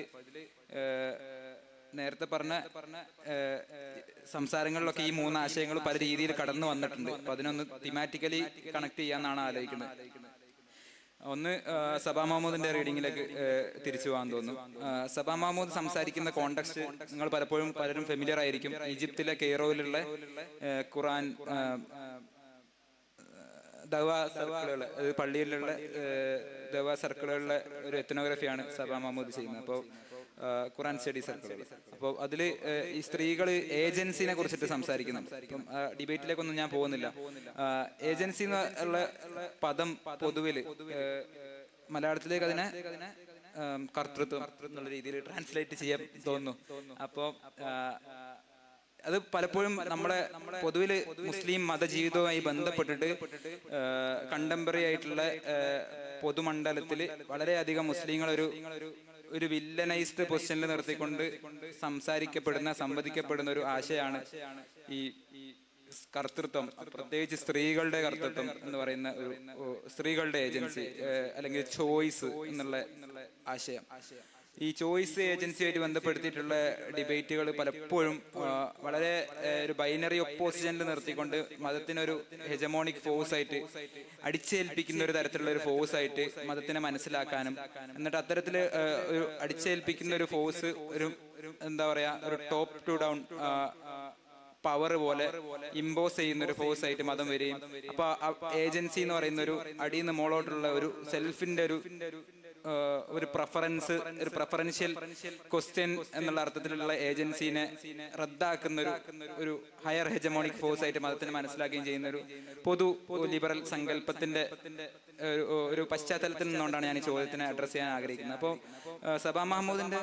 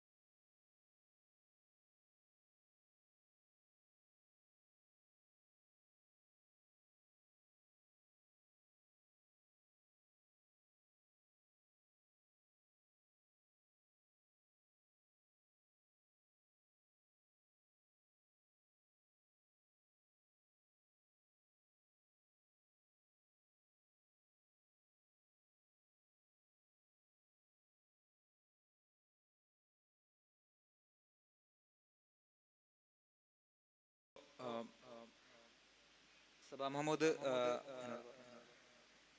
മഹമ്മൂദ് ഈ ഏജൻസിനെ ഡിസ്കസ് ചെയ്യുന്ന പലപ്പോഴും ഞാൻ പറഞ്ഞു, നമ്മൾ കണ്ടംപററി ക്വസ്റ്റ്യനിൽ പലപ്പോഴും ഏജൻസി എന്ന് പറയുന്ന ഒരു ഹയർ ഫോഴ്സിനോടുള്ള ഒപ്പോസിഷനിൽ മാത്രം പോസിബിൾ ആവുന്ന ഒരു ഹ്യൂമൻ പൊട്ടൻഷ്യൽ ആണ്, അല്ലെങ്കിൽ ഒരു ഹ്യൂമൻ എന്താ പറയാ ക്യാരക്ടറിസ്റ്റിക് ആണ് എന്നുള്ള അർത്ഥത്തിലാണ് പലപ്പോഴും ലിബറൽ ലോകം ഏജൻസിനെ മനസ്സിലാക്കിയിട്ടുള്ളത്. സബാ മഹമ്മൂദ് അതേസമയം തന്റെ എത്നോഗ്രഫിക് സബ്ജക്റ്റുകളിലൂടെ അല്ലെ ഇന്റർലോക്യൂട്ടറുകളിലൂടെ അല്ലെങ്കിൽ ഇവരുടെ വ്യക്തി സാമൂഹിക ജീവിതത്തിലെ അനുഭവങ്ങളിലൂടെ സബ്മിഷൻ അല്ലെങ്കിൽ ഈ നേരത്തെ പറഞ്ഞ പോലെ ഈ ഒപ്പോസിഷൻ എന്നുള്ള കാര്യം ഒരു അർത്ഥത്തിൽ സബ്മിഷനിലൂടെ എങ്ങനെ ഈ പറഞ്ഞിട്ടുള്ള ഏജൻസി ഒരു അച്ചീവ് ചെയ്യാം, അല്ലെങ്കിൽ ഈ ഒരു അർത്ഥത്തിലുള്ള ഏജൻസി ക്വസ്റ്റ്യൻ നമുക്ക് റീതിങ്ക് ചെയ്യാം, അല്ലെങ്കിൽ ഈ പറഞ്ഞിട്ടുള്ള നേരത്തെ പറഞ്ഞതുപോലെ ഒരു ഹയർ ഹെജമോണിക് ഫോഴ്സിനോടോ ഒരു ഹയർ ആന്റഗോണിസ്റ്റിക് ഫോഴ്സിനോടോ അല്ലെങ്കിൽ ഒരു നോമിനോടോ ഉള്ള ഒരു ഒപ്പോസിഷനിൽ മാത്രം പോസിബിൾ ആകുന്ന ഒരു സാധനം ആണോ ഏജൻസി, അല്ലെങ്കിൽ ഈ നോമിനെ അബൈഡ് ചെയ്യുന്നതിൽ അല്ലെങ്കിൽ ഈ നോമിനെ അനുസരിക്കുന്നതിലൂടെ ഒരു തരത്തിലുള്ള ഒരു ഏജൻസി പൊട്ടൻഷ്യൽ സാധ്യമാണോ എന്നുള്ള ചോദ്യം ആണ്, പ്രധാനപ്പെട്ട ഒരു ചോദ്യമാണ് സബാ മഹമ്മൂദ് മുന്നോട്ട് വെക്കുന്നത്. ഇത് ഞാൻ നമ്മുടെ ജീവിതത്തിലേക്ക് കൂടി ആലോചിക്കണം തോന്നുന്നു. പൊതുവിൽ നമ്മൾ ലിബറൽ വ്യവഹാര മണ്ഡലങ്ങളിൽ നടക്കുന്ന ഏജൻസിയുമായിട്ട് ബന്ധപ്പെട്ടുള്ള ക്വസ്റ്റ്യനിൽ പ്രധാനമായിട്ട് സംഭവിക്കുന്ന ഒരു കാര്യം അല്ലെങ്കിൽ ഒരു അൺഫോർച്ചുനേറ്റ് ആയിട്ടുള്ള ഒരു കാര്യം എന്താണെന്ന് വെച്ച് കഴിഞ്ഞാൽ പലപ്പോഴും മുഴുവൻ സ്ത്രീകളുടെയും ചിന്ത, അനുഭവ, ലോക മണ്ഡലങ്ങൾ അതിനെ ഉൾക്കൊള്ളാൻ പറ്റുന്നുണ്ടോ എന്നുള്ളൊരു ചോദ്യമാണ് പലപ്പോഴും എന്റെ മുന്നിലൊക്കെ വരുന്നത്. നേരത്തെ ഞാൻ സൂചിപ്പിച്ച പോലെയുള്ള പ്രായമായ സ്ത്രീകളുടെ കാര്യം പറഞ്ഞു, ഒരുപാട് സ്ത്രീകൾ, നേരത്തെ പല ഉമ്മമാരുടെ കാര്യം ഞാൻ പറഞ്ഞു. അപ്പം ഇത്തരത്തിലുള്ള സ്ത്രീകൾ വളരെ മോറലായിട്ടുള്ള, എത്തിക്കലായിട്ടുള്ള ജീവിതം നയിക്കുകയും എന്നാൽ വളരെ സബ്മിസീവായിട്ട്, പടച്ചവനോട് വളരെ സബ്മിസീവായിട്ട് നിലനിന്നുകൊണ്ട് ഉള്ള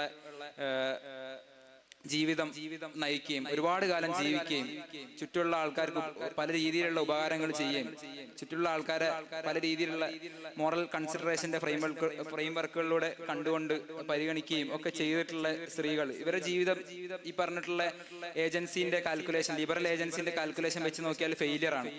അപ്പം ഈ ജീവിതങ്ങൾ how to account for all these lifes, ആ ക്വസ്റ്റ്യൻ ആണ് എന്നെ സംബന്ധിച്ചിടത്തോളം വളരെ ജെന്യൂൻ ആയിട്ടുള്ള ഒരു കൺസേൺ എന്ന് പറഞ്ഞാൽ. അപ്പൊ ഇവരുടെ ജീവിതമൊക്കെ ഫെയിലിയർ ആണോ? നിങ്ങളെ ഈ ഏജൻസിന്റെ കണക്ക് കൂട്ടലുകൾ അല്ലെങ്കിൽ ഈ തരത്തിലുള്ള ഒരു ഫ്രെയിംവർക്കുകൾ വെച്ച് നോക്കിക്കൊണ്ട് കണക്ക് കൂട്ടിയാൽ, അതിനെ അക്കൗണ്ട് ചെയ്തു കഴിഞ്ഞാൽ ഈ ജീവിതങ്ങൾ നിങ്ങളെ ഈ ചട്ടക്കൂടുകളുടെ പുറത്താണോ?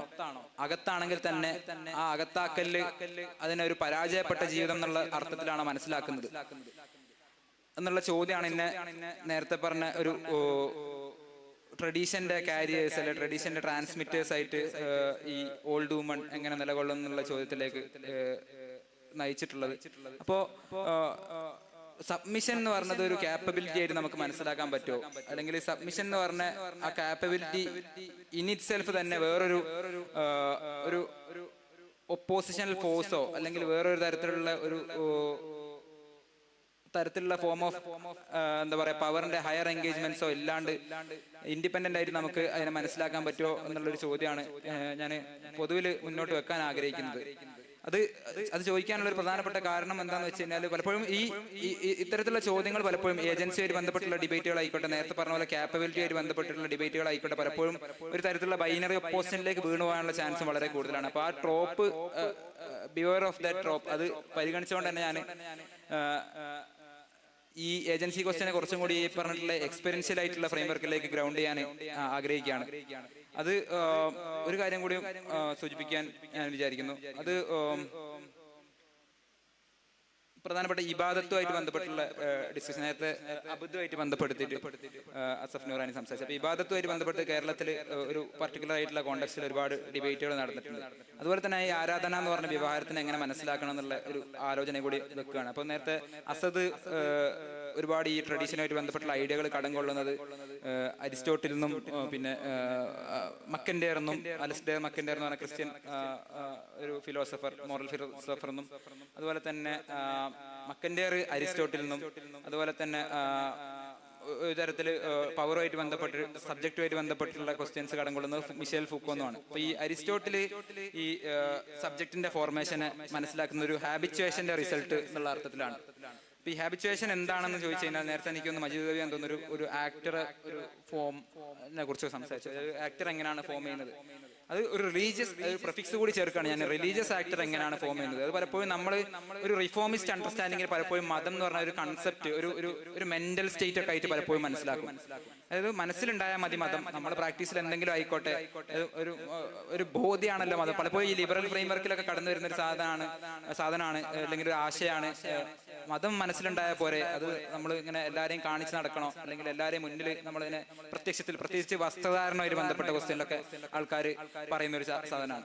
എന്നാൽ ഈ ഒരു അരിസ്റ്റോട്ടിലിയൻ ഫ്രെയിംവർക്കിൽ നമ്മൾ മനസ്സിലാക്കുമ്പോൾ ബോഡിലി ആയിട്ടുള്ള മാർക്കേഴ്സിലൂടെ ഹാബിച്വേഷനിലൂടെയാണ് നമ്മളെ പലപ്പോഴും നമ്മളെ വിർച്യുകൾ ഫോം ചെയ്യുന്നത് എന്ന് അരിസ്റ്റോട്ടിൽ മുന്നോട്ട് വെക്കുന്ന ഒരു ആശയമാണ്.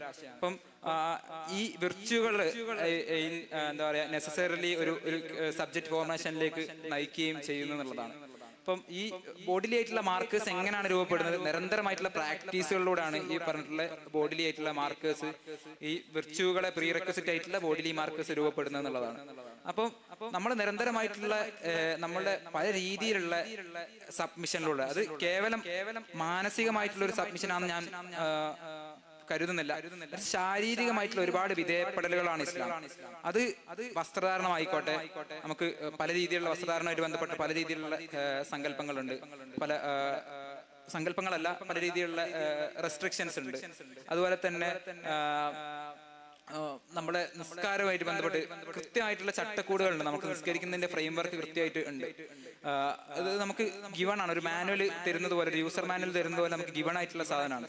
അപ്പം ഇത്തരത്തിലുള്ള കൃത്യമായിട്ടുള്ള ബോഡിലി ആയിട്ടുള്ള വിധേയപ്പെടലുകളിലൂടെയാണ് നമ്മൾ ഒരു സബ്ജക്ട് ഫോർമേഷൻ ഇസ്ലാമിൽ നടക്കുന്നത് എന്നുള്ളതാണ്. കേവലമായിട്ട് ഒരു മാനസികമായിട്ടുള്ള ഒരു മാനസാന്തരപ്പെടലല്ല, ഒരു മെന്റൽ കൺവേർഷൻ അല്ല, ഒരു മെന്റൽ സ്റ്റേറ്റ് ഓഫ് മൈൻഡ് മാത്രമല്ല ഇസ്ലാം, മറിച്ച് ഒരു ബോഡിലി ഹാബിച്വേഷന്റെ എന്താ പറയാ നെസസറിലി ആയിട്ടുള്ള ഒരു സബ്ജക്ട് ഫോർമേഷൻ കൂടിയാണ് ഇസ്ലാം എന്നുള്ളതാണ് ഞാൻ മനസ്സിലാക്കുന്നത്. അപ്പം സബ്മിഷനെ നമ്മൾ ആ രീതിയിൽ കൂടി ഒരു ബോഡിലി ആക്ട് എന്നുള്ള അർത്ഥത്തിൽ, അസദ് അതിനൊരു എക്സാമ്പിൾ പറയുന്നത് ഒരു സബ്മിഷന് അസദ് ലേറ്റർ ആയിട്ട് എഴുതിയിട്ടുള്ള വിഗൻസ്റ്റൈനെ കുറിച്ചുള്ള വർക്ക്, റീഡിംഗ് റിലിജൻ ത്രൂ വിഗൻസ്റ്റൈനിൽ പറയുന്നത് ഒരു പിയാനിസ്റ്റ് പിയാനോ വായിക്കുമ്പോൾ പലപ്പോഴും ആ പിയാനിസ്റ്റിനോടാണ് കമ്പയർ ചെയ്യുന്ന ആ ടെക്സ്റ്റിൽ എന്നാണ് ഞാൻ മനസ്സിലാക്കുന്നത്. അതായത് ഒരു പിയാനിസ്റ്റിന്റെ കീ മനസ്സിന് മുന്നേ പോകും, അതായത് വിരല് മനസ്സിന് മുന്നേ പോകണം എന്നാണ്. നമ്മളൊരു സംഗീത ക്ലാസ് ഒക്കെ പഠിക്കുന്ന ആൾക്കാർ പറയുന്ന ഒരു കാര്യം കൂടിയാണ് അത്. അതായത് ചിന്തന്റെ മുന്നേ കൈ പോകണം, എന്നാൽ മാത്രമേ നമുക്കത് കൃത്യമായിട്ടുള്ള ഒരു സക്സസ്ഫുൾ ആയിട്ടുള്ള ഒരു പ്രാക്ടീഷണറായി മാറാൻ നമുക്ക് സാധിക്കൂ. അപ്പോൾ ആ വിരലിന്റെ സഞ്ചാരം മനസ്സിന്റെ സഞ്ചാരത്തിനെ മുൻകടക്കണം എന്നുള്ളതാണ്. അപ്പൊ അത്തരത്തിലൊരു ബോഡിലി ആയിട്ടുള്ള ഇൻഹാബിച്വേഷൻ എല്ലാ പ്രവൃത്തിയിലും നടക്കുന്നുണ്ട്. നേരത്തെ സൂചിപ്പിച്ച ഒരു ആക്ടറെ കാര്യം പറഞ്ഞു. അപ്പം ഒരു റിലീജിയസ് ആക്ടറെ സംബന്ധിച്ചിടത്തോളം സ്വാഭാവികമായിട്ട് നമുക്ക് അങ്ങനെ ആലോചിക്കാവുന്നതേ ഉള്ളൂ. ബോഡിലി ഹാബിച്വേഷനിലൂടെയാണ് നമ്മളെ ഈ വിർച്വൽ ഫോർമേഷൻ നടക്കുന്നത് എന്നുള്ളതാണ്. ഇതിനെ തുടർന്നാണ് നമ്മൾ ചാൾസ് ഇർഷ്കിന്റെ ഈ എത്തിക്കൽ സൗണ്ട്സ്കേപ്പിനെ കുറിച്ചുള്ള വർക്ക്, സബാ മഹ്മൂദും ഈ ഒരു ആശയത്തെ തുടർന്നാണ് വരുന്നത് എന്നുള്ളതാണ്. അപ്പോൾ എന്നാൽ അതേസമയം തന്നെ ഈ ബോഡിലി ഹാബിച്വേഷൻ ഒരു കൾച്ചറൽ ഹോളിനെ ഇമാജിൻ ചെയ്യുന്നതിനെ നമ്മൾ മാറ്റി ആലോചിക്കേണ്ടത് ഉണ്ടെന്നും കൂടി തോന്നുന്നു. പറഞ്ഞുകൊണ്ട്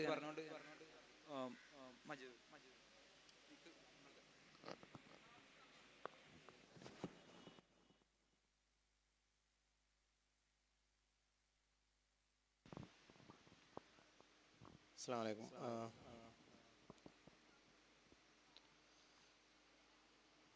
അപ്പം അഫീഫ് പിന്നെ ട്രഡീഷൻ, അതേപോലെ തന്നെ സബ്മിഷൻ, അതിൻ്റെ മറ്റൊരു തലത്തിലൂടെയും ഡിസ്കഷൻ മുന്നോട്ട് കൊണ്ടുപോയി.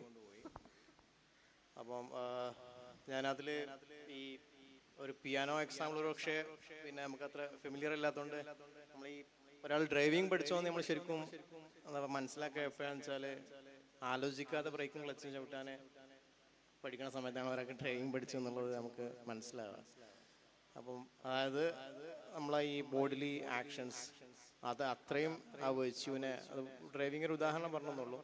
അപ്പം അത് ഇൻസൈറ്റ്ഫുൾ ആയിട്ടുള്ള കാര്യങ്ങളാണ് അഫീഫും വരും പറഞ്ഞു. ഞാൻ ഇനി പിന്നെ ഈ ഇപ്പം നേരത്തെ പറഞ്ഞു വിത്തിൻ ഒരു അതായത് സബ്മിഷനെ പിന്നെ എനാബിൾ ചെയ്യുന്ന ഘടകങ്ങൾ എന്തൊക്കെയാണ്.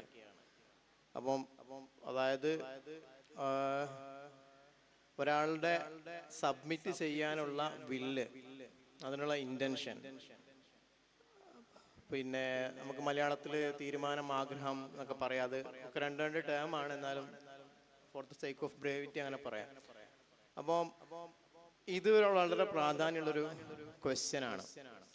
ഇപ്പം നമ്മൾ വളരെ മണ്ടൈൻ ആയിട്ടുള്ള ഒരു എവറിഡേ ആക്ടാണ് നമ്മുടെ മക്കൾക്ക് അല്ലെങ്കിൽ നമുക്ക് എന്തെങ്കിലും അസുഖം ഉണ്ടാകുന്ന സമയത്ത് നമ്മളെ ഡോക്ടറെ അടുത്ത് പോയി കാണിക്കുക എന്നുള്ളത്.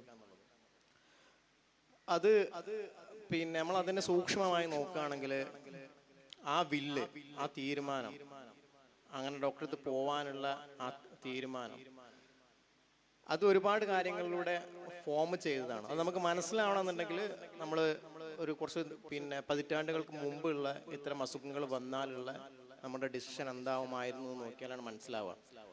അപ്പോൾ നമ്മൾ എന്താ ചെയ്യേണ്ടത്? ഈ ഒരു കാര്യത്തെ മനസ്സിലാക്കാൻ, ഈ തീരുമാനത്തെ രൂപപ്പെടുത്തുന്നതിൽ എന്താണ് ഇവിടുത്തെ ഇൻസ്റ്റിറ്റ്യൂഷൻസ്, ഡിസ്കോഴ്സസ് ഒക്കെ വഹിച്ച പങ്കുകൾ. അപ്പോൾ ഇതൊരുപാട് കാര്യങ്ങളിലേക്ക് നമുക്ക് എക്സ്റ്റെൻഡ് ചെയ്യാം. അപ്പോൾ ഇതേപോലെ തന്നെ വ്യത്യസ്തങ്ങളായിട്ടുള്ള സബ്ജക്റ്റ് ഫോർമേഷൻ നടക്കുന്ന സ്ഥലങ്ങളിൽ ട്രഡീഷൻ്റെ ഒക്കെ അകത്ത് ആ സബ്മിഷനുള്ള വില്ലിനെ സസ്റ്റെയിൻ ചെയ്യുന്ന ഫാക്ടേഴ്സ് ഉണ്ടാവും. എനിക്കൊന്ന് റിലീജിയൻ്റെ കേസിൽ ഒരു പക്ഷേ ഏറ്റവും കൂടുതൽ ഈ ഓട്ടോണമി എന്നുള്ള ഒരു ഫാക്ടറിനെ എംഫസൈസ് ചെയ്യുന്ന സമയത്ത് റിലീജിയൻ്റെ സസ്റ്റനൻസിന് പലപ്പോഴും പിന്നെ ഒരു ക്വസ്റ്റ്യനായി വരുന്ന വിഷയമാണ് ഈ ഒരു കമ്മ്യൂണിറ്റി ഓഫ് റിലീജിയനെ സസ്റ്റെയിൻ ചെയ്യാനുള്ള മാർഗങ്ങൾ എന്തൊക്കെയാണെന്നുള്ളത്. അപ്പം അതായത് ഒരു നമുക്കറിയാലോ, ഒരു കുട്ടി എങ്ങനെയാണ് നോമ്പ് നോൽക്കാൻ പഠിക്കുന്നത്, നിസ്കരിക്കാൻ പഠിക്കുന്നത്, സമയത്തിന് നിസ്കരിക്കാൻ പഠിക്കുന്നത്, റെസ്ട്രിക്ഷൻസിലൂടെ, പിന്നെ അതേപോലെ തന്നെ പലതരം അതിൻ്റെ റിവാർഡ്സ് പറയുന്നതിലൂടെ ഒരു ഡിസിപ്ലിനറി പ്രോസസ്സാണ്. അത് ചെയ്യുന്ന ആളുകളുണ്ട്, അതിൻ്റെ അതോറിറ്റീസ് ഉണ്ട്. അത് പാരൻസ് ആവാം, ഉസ്താദ്മാരാവാം, പിന്നെ സുഹൃത്തുക്കളാവാം. അപ്പം ഈ ഒരു ഇതിൽ നോക്കുന്ന സമയത്ത് നമ്മൾ അംറു ബിൽ മഅറൂഫ്, പിന്നെ അതുപോലെ തന്നെ നഹ്യി അനിൽ മുൻകർ, അപ്പോൾ അത് ഇസ്ലാമിൽ വളരെ പിന്നെ പ്രാധാന്യമുള്ള ഒരു കാര്യമാണത്. അതിനെക്കുറിച്ച് അതിൻ്റെ ഓരോ മദ്ഹബുകളിൽ എങ്ങനെയാണ് വ്യത്യസ്ത കാലഘട്ടങ്ങളിൽ പിന്നെ അതിനെക്കുറിച്ചുള്ള ചർച്ചകൾ വന്നത് എന്നുള്ളൊരു വളരെ ബൃഹത്തായിട്ടുള്ള പിന്നെ ഒരു പുസ്തകം തന്നെ ഉണ്ട്. മൈക്കൽ കുക്ക് എന്ന് പറഞ്ഞിട്ടുള്ള ഒരു ഇസ്ലാമിക് സ്റ്റഡീസ് സ്കോളർ എഴുതിയാണ്. അദ്ദേഹം കമ്പൈൽ ചെയ്യുന്നത് ബേസിക്കലി. അതായത് പിന്നെ ഇസ്ലാമിൻ്റെ വിവിധ പണ്ഡിതന്മാർ, അതിപ്പം ഹംബലി മദ്ഹബ് ആണെങ്കിലും ഷാഫി മദ്ഹബ്, ഇവരെ ഓരോ ഹിസ്റ്റോറിക്കൽ ഘട്ടത്തിൽ എനിക്ക് തോന്നുന്നു അവസാനം സൗദി അറേബ്യയിലെ അതിൻ്റെ ഒരു ഗവൺമെൻറ് സ്റ്റേറ്റ് ബോഡി ആയിട്ട് ഇൻസ്റ്റിറ്റ്യൂഷണലൈസ് ചെയ്യുന്ന വരെയുള്ള ഒരു വളരെ ബൃഹത്തായ. അപ്പം ഈ അംറു ബിൽ മഅറൂഫ് വനഹ്യി അനിൽ മുൻകർ എന്നുള്ളത് നമുക്കറിയാലോ. അപ്പം ഞാൻ പിന്നെ ഈ മനോരമ കഴിഞ്ഞ വർഷത്തെ വേർഡായിട്ട് എടുത്തത് തന്തവൈബ് എന്നുള്ള ഒരു വാക്കാണ്. അപ്പം കഴിഞ്ഞ ജുമാക്ക് ഞാൻ പിന്നെ ജുമ കഴിഞ്ഞ് നിസ്കാരം കഴിഞ്ഞ ഉടനെ ഉസ്താദ് ഇതിനെക്കുറിച്ചാണ് പ്രസംഗിച്ചത്. അപ്പം ആ വാക്ക് ഉപയോഗിക്കുന്നവർക്കും ആ വാക്ക് എന്താ പറയാ പിന്നെ അതിനൊരുപാട് അർത്ഥങ്ങളുണ്ട്. അപ്പം അത് പല അർത്ഥങ്ങളാവാം. പക്ഷെ അതിൽ ഒരർത്ഥം പിന്നെ അതല്ലെങ്കിൽ ആ ഒരു വാക്ക് പിന്നെന്താ പറയാ സ്വാധീനിക്കുന്ന ഒരു അർത്ഥം എന്ന് പറഞ്ഞത് എൻ്റെ കാര്യം ഞാൻ തീരുമാനിച്ചോളാം, നിങ്ങളാരും ഇടപെടണ്ട എന്നുള്ള അത് അങ്ങനെ ഒരു ഇത് കൂടിയുണ്ട്. ഞാൻ ആ വാക്ക് സാന്ദർഭികമായി പറഞ്ഞെന്നുള്ളൂ, ആ വാക്കിൽ ഫിക്സേറ്റ് ചെയ്യേണ്ട ആവശ്യമില്ല. പക്ഷേ അത് പിന്നെ അംറു ബിൽ മഅറൂഫ് വനഹ്യി അനിൽ മുൻകറിൽ നമ്മുടെ സുഹൃത്തുക്കളുടെ, നമ്മുടെ അധ്യാപകരുടെ അവരുടെ തിരുത്തലുകൾക്ക് വിധേയമാവുന്നതിൻ്റെ പ്രാധാന്യമാണ് അതിലുള്ളത്. അപ്പം ഓട്ടോണമി എന്നതിലപ്പുറത്ത്, അതായത് സ്വയം സെൽഫിന് എന്താണ് വേണ്ടത് എന്നുള്ളത് വ്യക്തമായും അറിയും എന്നതിലപ്പുറത്ത് പിന്നെ സ്വന്തത്തിൻ്റെ ഗുഡ് അല്ലെങ്കിൽ സ്വന്തത്തിൻ്റെ വേർച്യു എന്താണെന്നുള്ളത്, സെൽഫിൻ്റെ വേർച്യു എന്താണെന്നുള്ളത് മറ്റുള്ളവർക്ക് കൂടി പിന്നെ അതിൽ ഇടം കൊടുക്കുന്ന ഒരു തരം അണ്ടർസ്റ്റാൻഡിങ്. അപ്പൊ ഇതിന്റെ ഇൻസ്റ്റിറ്റ്യൂഷണലൈസേഷൻസ് വളരെ നടക്കുന്നുണ്ട്. അത് ഇപ്പം നേരെ അംറു ബിൽ മഅറൂഫ് വനഹ്യി അനിൽ മുൻകർ അല്ലെങ്കിലും ഈ ഒരു പ്രാക്ടീസ് നടക്കുന്ന ഒരു ഇൻസ്റ്റിറ്റ്യൂഷനാണ് ത്വരീഖത്തുകൾ, സൂഫി ഓർഡറുകൾ. അതിലും സബ്മിഷൻസ് ഉണ്ട്. അപ്പം പലപ്പോഴും സ്റ്റേറ്റും പിന്നെ അതേമാതിരി തന്നെ റിലീജിയനും തമ്മിലുള്ള ഈ ഒരു തർക്കങ്ങളിൽ ഒരു വിഷയമായി വരാം. നേരത്തെ പറഞ്ഞ പോലെ ഇൻഡിവിജ്വലിന്റെ പിന്നെ ബോഡിലി പ്രാക്ടീസസ്, ഇതൊക്കെ പ്രശ്നങ്ങളാണ്. പലപ്പോഴും ചില ആക്ടുകളെ കോൺസ്റ്റിറ്റ്യൂഷണലി പിന്നെന്താ പറയുക ജഡ്ജസ് ക്വസ്റ്റ്യൻ ചെയ്യുന്ന സമയത്ത് അവർ ഉപയോഗിക്കുന്ന ചില സങ്കേതങ്ങളൊക്കെ അതിൽ വരും. പക്ഷെ അതിൻ്റെ കൂടെ തന്നെ ഏറ്റവും പ്രധാനപ്പെട്ട ഒരു സംഭവമാണ് പിന്നെ ഇത്തരം ഇൻസ്റ്റിറ്റ്യൂഷനുകൾക്ക്, അതായത് ഈ പരസ്പരം അങ്ങോട്ടും ഇങ്ങോട്ടും ഉപദേശിച്ച് അതിലൂടെ ബില്ല് സബ്മിറ്റ് വരികയാണെങ്കിൽ അതിനെ നിലനിർത്തുന്ന ഇൻസ്റ്റിറ്റ്യൂഷൻസിനെ എപ്പോഴും ക്വസ്റ്റ്യൻ ചെയ്യുന്ന ഒരു സംഭവം. അതായത് വ്യക്തി നേരിട്ട് കീഴ്പ്പെടേണ്ടത് സ്റ്റേറ്റിനാണ്, മറിച്ച് എന്തല്ല നമ്മൾ സൗകര്യത്തിന് വേണ്ടി പറയാം, കമ്മ്യൂണിറ്റിക്ക് വേണ്ടിയല്ല എന്നുള്ളത്. അപ്പം ഇതിനെയും ഒരു പരിശോധിക്കേണ്ട ഒരു കാര്യമുണ്ട്. കാരണം പലപ്പോഴും ഈ ഡിസ്കഷൻ ഇന്ത്യൻ കോണ്ടെക്സ്റ്റിലൊക്കെ പോവുക പേഴ്സണൽ ലോയിലേക്കാണ്. പേഴ്സണൽ ലോയിലേക്ക് പോകുമ്പോൾ അതൊരു ജെൻഡർ ക്വസ്റ്റ്യൻ ആയിട്ടാണ് പലപ്പോഴും അഡ്രസ്സ് ചെയ്യപ്പെടുക. അത് അങ്ങനെ അക്കാദമിക്കിൽ അങ്ങനെ അഡ്രസ്സ് ചെയ്യുന്നത് അതിൻ്റെതായിട്ടുള്ള മെറിറ്റ്സ് ഉണ്ട്. പക്ഷേ ഈ ഇൻഡിവിജ്വലിന്റെ ഫോർമേഷൻ ഒരു ട്രഡീഷൻ്റെ അകത്ത് നിന്നാണെങ്കിൽ ആ സബ്മിഷന്റെ വില്ല് വരുന്നത് ഇതേപോലെ തന്നെ ഒരു കമ്മ്യൂണിറ്റി ഓഫ് പ്രാക്ടീഷേഴ്സിനാണെങ്കിൽ, അതേപോലെ തന്നെ അതിന്റെ സസ്റ്റനൻസ് വരുന്നത് ഇങ്ങനെ ഇന്റർജനറേഷണൽ കൊളാബറേഷൻ ബിറ്റ്വീൻ, അതായത് പാരൻസ്, അമർ ഉസ്താമാര്, അവരുടെ ശിഷ്യന്മാര്, അവർ പിന്നെ ഉസ്താമാരും ശിഷ്യന്മാരും, ഇങ്ങനെയാണെങ്കിൽ ഈ ഒരു സംവിധാനത്തെ നിലനിർത്തുന്ന പിന്നെ വാട്ട് എവർ ഇറ്റ് ഈസ്, അത് ഇൻസ്റ്റിറ്റ്യൂഷൻ ആയിക്കോട്ടെ കമ്മ്യൂണിറ്റി ആയിക്കോട്ടെ, അതിനെ ഇപ്പോഴത്തെ ഈ സ്റ്റേറ്റ്, ആ സ്റ്റേറ്റിന്റെ അണ്ടർലൈങ് ആയിട്ടുള്ള ലിബറൽ കൺസെപ്ഷൻസ് എത്രമാത്രം പിന്നെ അഗ്രി ചെയ്യുന്നത്, അത് ഒരു സൊവേണിറ്റിയുടെ ക്വസ്റ്റ്യൻ ആണതോ സ്റ്റേറ്റിന്റെ സൊവേണിറ്റി ആണോ മാറ്റർ ചെയ്യുന്നത്? നേരത്തെ നമ്മൾ സബ്മിഷൻ ആയെന്ന് പറഞ്ഞത് അതല്ല, കമ്മ്യൂണിറ്റിയുടെ സൊവേണിറ്റി ടു വാട്ട് എക്സ്റ്റെന്റ് മാറ്റർ എന്നുള്ള ഒരു ക്വസ്റ്റ്യനും കൂടി അതിലുണ്ട്. ഞാൻ അതിലേക്ക് കിടക്കുന്നില്ല, പക്ഷേ അങ്ങനെ ഒരു വിഷയമായിട്ട് ഉണ്ടെന്ന് പറഞ്ഞിട്ട് ഞാൻ പോവാം.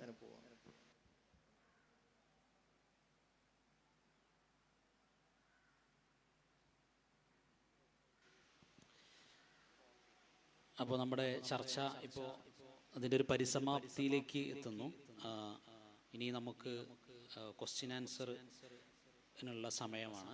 സദസ്സിൽ നിന്നുള്ള ചോദ്യങ്ങൾ നമ്മൾ ഏറ്റെടുക്കും. നേരത്തെ അഫീഫ് സംസാരിച്ച ഏജൻസിയുമായി ബന്ധപ്പെട്ട് നമുക്കിങ്ങനെ ഈ നേരത്തെ പറഞ്ഞ ഏജൻസിക്കും അപ്പുറത്തേക്ക് എങ്ങനെ ഈ ആലോചനയെ കൊണ്ടുപോകാം, വേറൊരു നിലക്ക് പറഞ്ഞാൽ ഈ സ്ട്രക്ചർ വേഴ്സസ് ഏജൻസി എന്ന ഒരു തലത്തിൽ, അല്ലെങ്കിൽ ഏജൻസിയെ ഒരു റെസിസ്റ്റൻസിൻ്റെ ഓപ്പോസിറ്റ് മാത്രം കാണുകയും അതല്ല അത് ചെയ്യുന്ന നേരത്ത് അത് നോംസുമായി അതിനെ എൻഗേജ് ചെയ്യുന്ന സമയത്ത് എങ്ങനെയാണ് ഏജൻസി രൂപപ്പെടുന്നത്. ഞാൻ വേറൊരു നിലക്ക് എങ്ങനെ നമുക്ക് ഏജൻസി എന്ന് പറയുന്ന ഒരു ക്വസ്റ്റ്യനെ അല്ലാതെ തന്നെ നമുക്ക് ഈ ഒരു സംഗതിയെ കാണാം എന്ന നിലയിലേക്ക് കൂടി നമുക്ക് സബ്മിഷനെ കൊണ്ടുപോകാം. അപ്പോൾ ആ നിലക്കുള്ള ആലോചനകളും നേരത്തെ മജീദ് സൂചിപ്പിച്ചതുപോലെയുള്ള അതിൻ്റെ ഒരു ഈ സബ്മിഷനെ അല്ലെങ്കിൽ സബ്ജക്റ്റിനെ എനേബിൾ ചെയ്യുന്ന ഇൻസ്റ്റിറ്റ്യൂഷണലായിട്ട് ആയിക്കോട്ടെ അല്ലെങ്കിൽ വ്യത്യസ്തങ്ങളായിട്ടുള്ള ഫാക്ടേഴ്സുകൾ എന്തൊക്കെയാണ് എന്നുള്ള ആ ഒരു ലെവലിലുള്ള ആലോചനകൾ കൂടി നമ്മൾ കാണേണ്ടതുണ്ട് എന്ന് കൂടി ഈ ചർച്ചയുടെ ഒരു പരിസമാപ്തി എന്ന നിലയ്ക്ക് പറഞ്ഞുകൊണ്ട് ചോദ്യോത്തരങ്ങൾക്ക് വേണ്ടി മൈക്ക് കൈമാറും.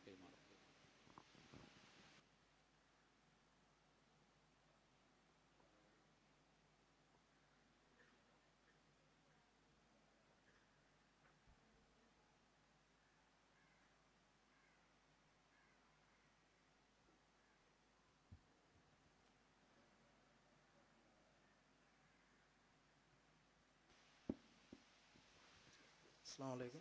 വളരെ ഇൻട്രസ്റ്റിംഗ് ആയിട്ടുള്ളൊരു ചർച്ചയായിരുന്നു. പിന്നെ നേരത്തെ മജീദ് സാർ അവസാനം പറഞ്ഞ സ്റ്റേറ്റും കമ്മ്യൂണിറ്റി അല്ലെങ്കിൽ റിലീജിയനുമായിട്ട് വരുമ്പോഴുള്ള പ്രശ്നങ്ങൾ, കോൺഫ്ലിക്റ്റുകൾ, അതിനെങ്ങനെയാണ് ആന്ത്രപ്പോളജി ഡീൽ ചെയ്യുന്നത്? ഇൻ ദ സെൻസ് ഒരു മോഡേൺ നാഷൻ സ്റ്റേറ്റിൽ സാറിപ്പോൾ ആ പേഴ്സണലിൻ്റെ കാര്യമൊക്കെ പറഞ്ഞു. അപ്പോൾ ഇതിപ്പോൾ ഇങ്ങനൊരു ഇൻട്രസ്റ്റ്, ഒരു കമ്മ്യൂണിറ്റി ഇൻട്രസ്റ്റ് ആയിട്ട് റിലീജിയസ് ഇൻട്രസ്റ്റ് എതിരാവുമ്പോൾ, അല്ലെങ്കിൽ ഒരു പിന്നെ നാഷൻ്റെ ഒരു ഗവൺമെൻറ്റൽ സ്ട്രക്ചറിൻ്റെ ഇൻട്രസ്റ്റ് ആയിട്ട് റിലീജിയസ് ഇൻട്രസ്റ്റ് എതിരാവുമ്പോൾ അതിനെ വിശ്വാസികൾ ഡീൽ ചെയ്യുന്ന ശൈലി എങ്ങനെയാണ്, അതിനെങ്ങനെയാണ് ആന്ത്രപ്പോളജി കാണുന്നത്?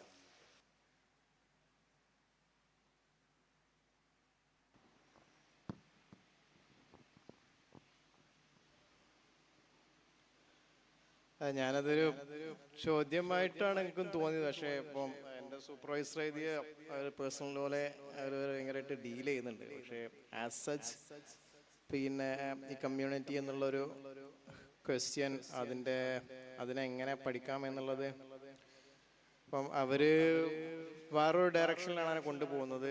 എങ്ങനെയാണ് രണ്ടാൾക്കാരും സം സെൻസ് ഒരു സെക്യുലറൈസിങ് പ്രോസസ്സിൽ ഇൻവോൾവ് ചെയ്യുന്നത്. നിങ്ങൾ ഈ പറഞ്ഞ ക്വസ്റ്റ്യൻ ഞാൻ ആലോചിക്കുന്ന ക്വസ്റ്റ്യൻ ആണ്. പക്ഷെ അതിന്റെ ഏർലി ആയിട്ടുള്ള ഒരു ഇത് വരുന്നത് ഇപ്പം 95-ല്, ഇപ്പം 20-30 വർഷമായി വീണാദാസിന്റെ ഒരു ആദ്യത്തെ കാല വർക്കുണ്ട്, ക്രിട്ടിക്കൽ ഇവന്റ്സ് എന്ന് പറഞ്ഞിട്ട്. അപ്പം അതിൽ ഇന്ത്യയിലെ പിന്നെ ചില പ്രധാനപ്പെട്ട സംഭവങ്ങൾ, അതായത് സിഖ് കലാപം, പാർട്ടീഷന്, പിന്നെ ഈ സതിക്കെതിരെയുള്ള 1980-കളുടെ അവസാനത്തിൽ നടന്ന പിന്നെ സതിയെ അനുകൂലിച്ചിട്ടുള്ള ചില സമരങ്ങൾ അതേപോലെ തന്നെ മുസ്ലിം പേഴ്സണൽ ലോക്ക് വേണ്ടി 1980-കളുടെ മധ്യത്തിൽ നടക്കുന്ന. അപ്പൊ അതില് പിന്നെ വീണാദാസ് അവിടെ എടുക്കുന്നൊരു പൊസിഷൻ എന്ന് പറഞ്ഞാല് പിന്നെ സ്റ്റേറ്റിനെ പോലെ തന്നെ കമ്മ്യൂണിറ്റീസും ഈ പറഞ്ഞ വ്യക്തികളുടെ ജീവിതത്തിൽ ഇടപെടുന്ന ഒരു രീതി, അതായത് അവര് ഇതിനെ കോൺട്രാസ്റ്റ് ചെയ്യണം. അതായത് ആദ്യകാല പിന്നെ ആന്ത്രപ്പോളജിയിൽ കമ്മ്യൂണിറ്റിയുമായിട്ടൊരു ഫാസിനേഷൻ ഉണ്ടായിരുന്നു. കാരണം സ്റ്റേറ്റ് ഭയങ്കര ഒരു ആയിട്ട് ഭയങ്കര ഒരു എന്താ പറയാ ഒരു ഫോഴ്സും കാര്യമൊക്കെ അതേമാതിരി ഇൻട്രൂസീവ് സ്റ്റേറ്റ് ഒക്കെ ആയ സമയത്ത് കമ്മ്യൂണിറ്റിയാണ് ഒന്നുകൂടി റെഫ്യൂജി ആയിട്ട് നമുക്കുള്ളത് എന്നുള്ളൊരു സംഭവം. അതിൽ നിന്ന് മാറിയിട്ട് അതിനെ ക്വസ്റ്റ്യൻ ചെയ്തിട്ടുള്ള ഒരു അറ്റംപ്റ്റാണ് അവിടെ നടത്തുന്നത്. അപ്പം അത് നിങ്ങൾ ഈ പറഞ്ഞ ഇപ്പം അങ്ങനെയാണെങ്കിൽ നമ്മൾ ഈ ട്രഡീഷനെ സസ്റ്റെയിൻ ചെയ്യുന്ന ഇൻസ്റ്റിറ്റ്യൂഷനുകളുടെ ഒരു അതിൻ്റെ പിന്നെ അതെങ്ങനെ നമ്മൾ ഇതിൽ മനസ്സിലാക്കും? ഞാൻ അങ്ങനെ ഇപ്പൊ പെട്ടെന്ന് എൻ്റെ ഓർമ്മയിൽ അങ്ങനെ പ്രത്യേകിച്ച് വർക്കുകൾ വരുന്നില്ല. അങ്ങനെ ഉണ്ടായിരിക്കാം, പക്ഷെ ഞാൻ ഇപ്പം പറഞ്ഞ വീണാദാസിൻ്റെ ആണെങ്കിൽ പെട്ടെന്ന് ഓർമ്മ വന്നത്. പിന്നെ ലെമൺസ് ഡീല് ചെയ്യുന്നുണ്ട്, പക്ഷെ അതൊരു ഡയറക്റ്റ്ലി അല്ല, ഒരു വേറെ ഒക്കെ ആയിട്ടാണ് ചെയ്യുന്നത്. ഇനി അഫീഫ ശ്രദ്ധപ്പെട്ടിട്ടുണ്ടെങ്കിൽ പിന്നെ അത് പറയാൻ. പിന്നെ ലെമൺസിൻ്റെ വർക്ക് ഞാൻ വന്ന സമയത്ത് അത് വായിച്ചതാണ്, പിന്നെ കുറച്ച് കാലം കഴിഞ്ഞിട്ട് അത് നോക്കിയിട്ടില്ല. അപ്പം ഒരു ക്വസ്റ്റ്യൻ ആണത്, അത് അഡ്രസ്സ് ചെയ്യപ്പെടേണ്ട ഒരു ക്വസ്റ്റ്യൻ ആണ്. അപ്പം ഈവൻ അസദ് അമ്രുബിൽ മാറൂഫ് നഹി അനിൽ മുൻകറിന്റെ കാര്യം പറഞ്ഞ സമയത്ത് അസദ് വളരെ കോഷ്യസ്ലി പറയുന്നത് അതൊരു സ്റ്റേറ്റ് ഏജൻസി ഒന്നും ആയി മാറാതെ എന്താവണം, അതൊരു ഫ്രണ്ട്ഷിപ്പിന്റെ റിലേഷൻഷിപ്പായിട്ടാണ് പറയുന്നത്. പക്ഷേ ഫ്രണ്ട്ഷിപ്പിന്റെ റിലേഷൻഷിപ്പിന്റെ അപ്പുറത്തേക്ക് ചില എൻഫോഴ്സിങ് ഫാക്ടേഴ്സ് ഉണ്ടാകുന്ന സമയത്താണ് ഒരുപക്ഷെ സബ്മിഷനുള്ള കണ്ടീഷൻസ് ഉണ്ടാവുക. അപ്പം അതിലേക്ക് ഞാൻ മനസ്സിലാക്കിയിടത്തോളം 2015 എഴുതിയ ആർട്ടിക്കിൾ പോകുന്നില്ല. അപ്പോൾ അത് ഞാൻ കാണാത്തോണ്ടായിരിക്കും അത്ര അറ്റംപ്റ്റ്. അതല്ലെങ്കിൽ നമ്മൾ എൻഗേജ് ചെയ്യേണ്ട ഒരു ലാക്കൂൺ ആണ് അത് എനിക്ക് തോന്നുന്നത്. ഇനി പിന്നെ അസഫിനോ ഫിഫിനോ ആഡ് ചെയ്യാണ്ടെങ്കിൽ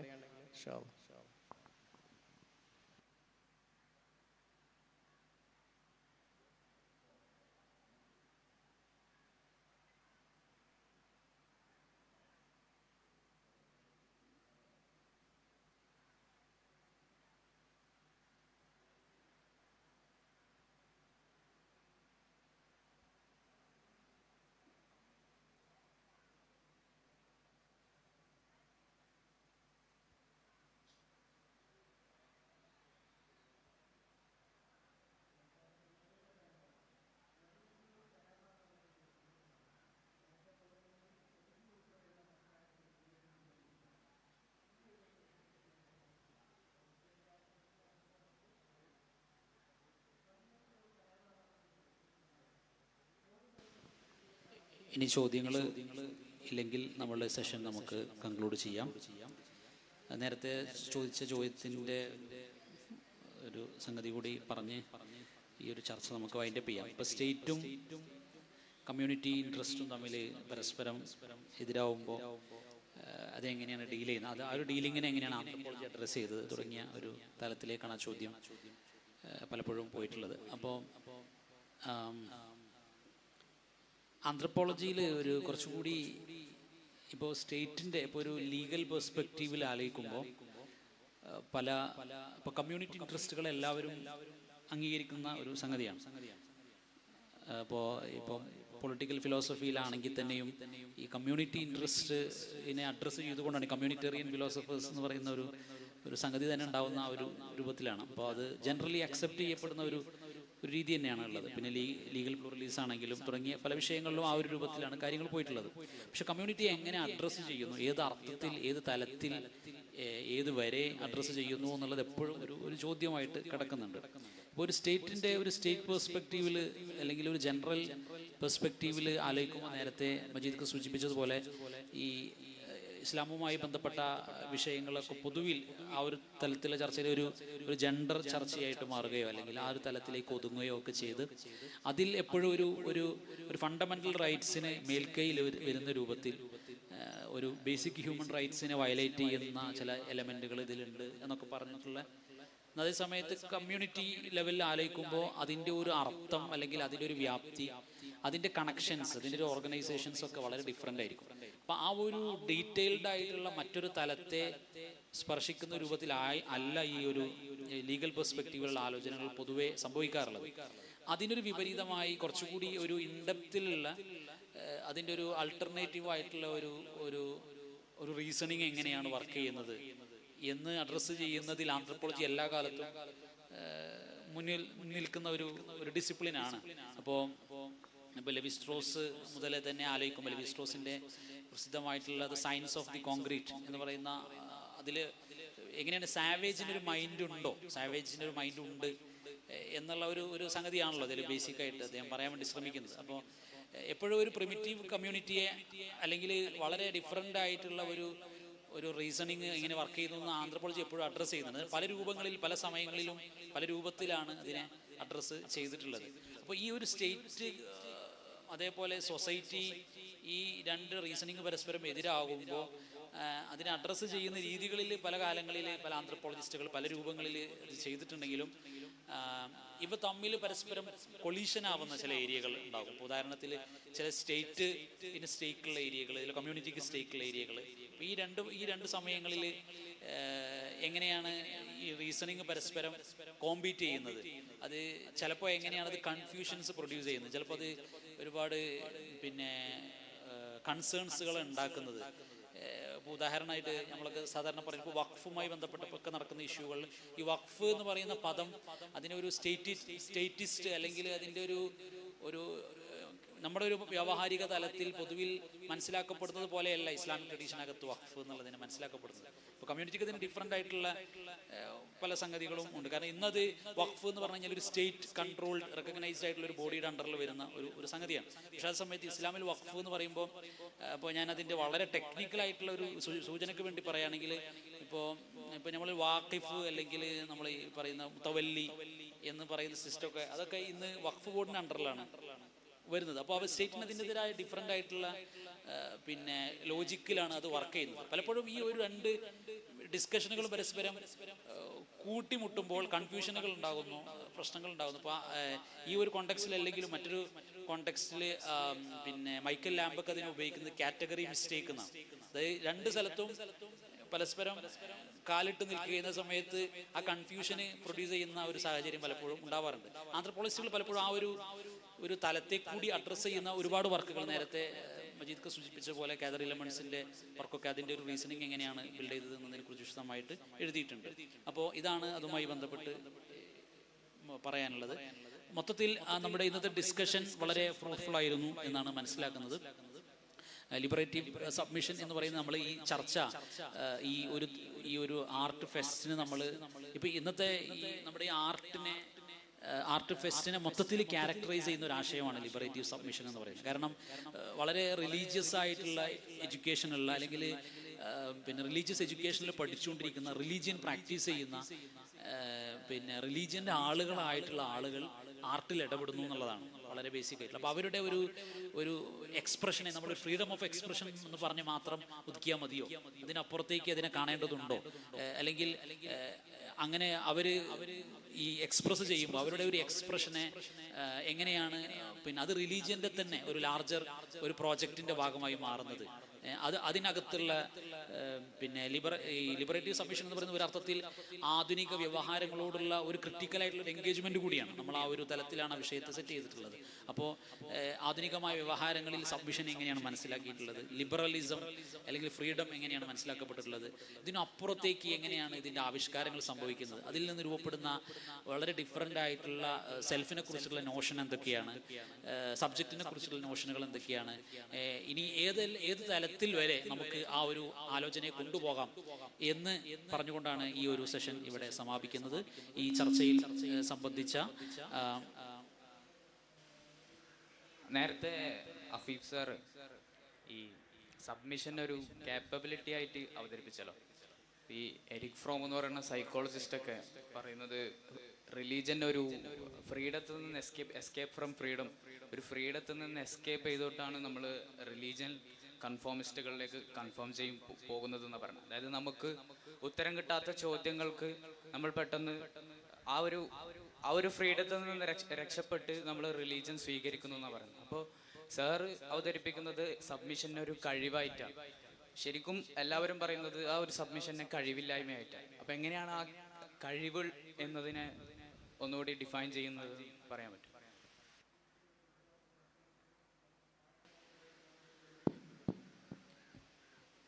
ഇത് റിലിജനെ പൊതുവെ ഒരു മാർക്സിസ്റ്റ് അണ്ടർസ്റ്റാൻഡിങ്ങിൽ ഒരു ഫാൾസ് കോൺഷ്യസ്നെസ് എന്നുള്ള അർത്ഥത്തിലാണ് വളരെ ലളിതമായിട്ട് പറഞ്ഞു കഴിഞ്ഞാൽ മനസ്സിലാക്കിയിട്ടുള്ളത്. അതായത് എക്കണോമിക് ആയിട്ടുള്ള ബേസിനെ അല്ലെങ്കിൽ ഫണ്ടമെന്റൽ ആയിട്ട് പറയുന്ന പ്രൊഡക്ഷൻ റിലേഷൻസിന്റെ ബേസിൽ നിന്നും ആളുകളെ അല്ലെങ്കിൽ പ്രോലിറ്റേറിയൻ മാസിനെ വഴിതിരിച്ചുവിടുന്ന കൾച്ചറിന്റെ സൂപ്പർ സ്ട്രക്ചറിന്റെ മാനിഫെസ്റ്റേഷനുകളിൽ ഒന്നാണ് റിലീജിയൻ അല്ലെങ്കിൽ ഈ റിലീജിയസ് ആയിട്ടുള്ള അഭിനിവേശം എന്നുള്ള അർത്ഥത്തിലാണ് ഫ്രോമും അങ്ങനെ തന്നെയാണ് മനസ്സിലാക്കുന്നതെന്ന് എനിക്ക് തോന്നുന്നത്. പിന്നെ ഫ്രോം അതിന്റെ പത്തോളജീസും കൂടി ചെയ്യുന്നു. അതായത് റിലീജിയനെ പൊതുവെ ഈ തരത്തിലൊരു എന്താ പറയാ പത്തോളജൈസ് ചെയ്യാനുള്ള അല്ലെങ്കിൽ റിലീജിയസ് ആയിട്ടുള്ള അഫിലിയേഷൻസിനെ അല്ലെങ്കിൽ റിലീജിയസ് ആയിട്ടുള്ള ആസ്പിറേഷൻസിനെ പൊതുവിൽ പത്തോളജൈസ് ചെയ്യാനുള്ള ഒരു ടെൻഡൻസി ഇത്തരത്തിലുള്ള സ്കോളേഴ്സിന് പൊതുവിൽ ഉണ്ടാവാറുണ്ട്. പക്ഷെ നമ്മളതിനൊരു ഈവൻ യഥാർത്ഥ ഒരു കൺസർവേറ്റീവ് ആയിട്ടുള്ള ഒരു മാർക്സിസ്റ്റ് ഫ്രെയിം വർക്ക് പോലും ഒരു പത്തോളജൈസിങ് എന്ന് പറയുന്നത് ഒരു തരത്തിലുള്ള ഒരു ഫാലസിയാണ്. അത് ഹിസ്റ്റോറിസൈസ് ചെയ്യാനാണ് ഒരു കൺസർവേറ്റീവ് മാർക്സിസ്റ്റ് നമ്മളോട് ആവശ്യപ്പെടുക അല്ലെങ്കിൽ ഡിമാൻഡ് ചെയ്യുക. അപ്പോൾ റിലിജൻ ഒരു ഹിസ്റ്റോറിക്കൽ കണ്ടീഷൻ ആയിട്ട് മനസ്സിലാക്കുക, അല്ലെങ്കിൽ റിലീജിയസ് ആയിട്ടുള്ള സെൻസിബിലിറ്റിനെ ഒരു ഹിസ്റ്റോറിക്കൽ കണ്ടീഷൻ ആയിട്ട് മനസ്സിലാക്കുക. അത് ഹിസ്റ്റോറിക്കലി ഫോംഡ് ആവുക. ഹിസ്റ്റോറിക്കലി ഫോംഡ് ആകുന്നതിന് പല രീതിയിൽ അത് വ്യത്യാസങ്ങളോ അല്ലെങ്കിൽ അഭിപ്രായ ഭിന്നതകളോ ഉണ്ടാവാം. അത് ഡിസ്കസീവ്ലി ഫോംഡ് ആണെന്ന് പറയാം. അത്തരത്തിലല്ലാണ്ട് ഈ ഒരു തരത്തിലൊരു റിലീജിയൻ ഒരു പത്തോളജിക്കലായിട്ട് അല്ലെങ്കിൽ മനസ്സിലാക്കുന്ന ഒരു ടെൻഡൻസിനെ, അതായത് ആ ഒരു ടെൻഡൻസി എന്നാണ് പലപ്പോഴും റിലിജൻ നമ്മളെ ഈ റീസെന്റ് ആയിട്ട് ഞാൻ പേരൊന്നും പറയുന്നില്ല, പല രീതിയിലുള്ള നാസ്തിക ഡിസ്കോഴ്സുകളിൽ റിലിജൻ ഒരു വൈറസ് എന്നുള്ള അർത്ഥത്തിലൊക്കെ മനസ്സിലാക്കുന്നത് കാണാം യൂട്യൂബ് വീഡിയോയിലും ക്ലിപ്പുകളിലൊക്കെ. ഈ ഒരു പത്തോളജിക്കൽ ആയിട്ടുള്ള പ്രയോഗമാണ് വൈറസ്. റിലിജൻ എന്ന് പറയുന്നത് ഒരു എന്താ പറയുക പെൻ ഡ്രൈവിൽ ഇൻസ്റ്റാൾ ചെയ്യുന്ന എന്താ വൈറസ് എന്നുള്ള അർത്ഥത്തിലൊക്കെ മനസ്സിലാക്കുന്നതായിട്ട് അങ്ങനെ റിലീജിയസ് പോളമിക്കുകളിൽ നമ്മൾ പലപ്പോഴും കേൾക്കുന്ന സാധനമാണ്. അപ്പം ആ ഒരു സങ്കല്പം അല്ലെങ്കിൽ മതത്തിനെ ഒരു പാക്ഡ് ആയിട്ടുള്ള ഒരു രോഗാതുര അല്ലെങ്കിൽ രോഗാതുരം എന്ന് വിശേഷിപ്പിക്കാൻ പറ്റുന്ന അവസ്ഥ എന്നുള്ള രീതിയിൽ മനസ്സിലാക്കുന്നത് ട്രഡീഷനെ പൊതുവിൽ മനസ്സിലാക്കുന്നതിലുള്ള വലിയ രീതിയിലുള്ളൊരു ലിമിറ്റേഷൻ, ഒരു ലിബറൽ ലിമിറ്റേഷൻ ആണെന്നാണ് ഞാൻ മനസ്സിലാക്കുന്നത്.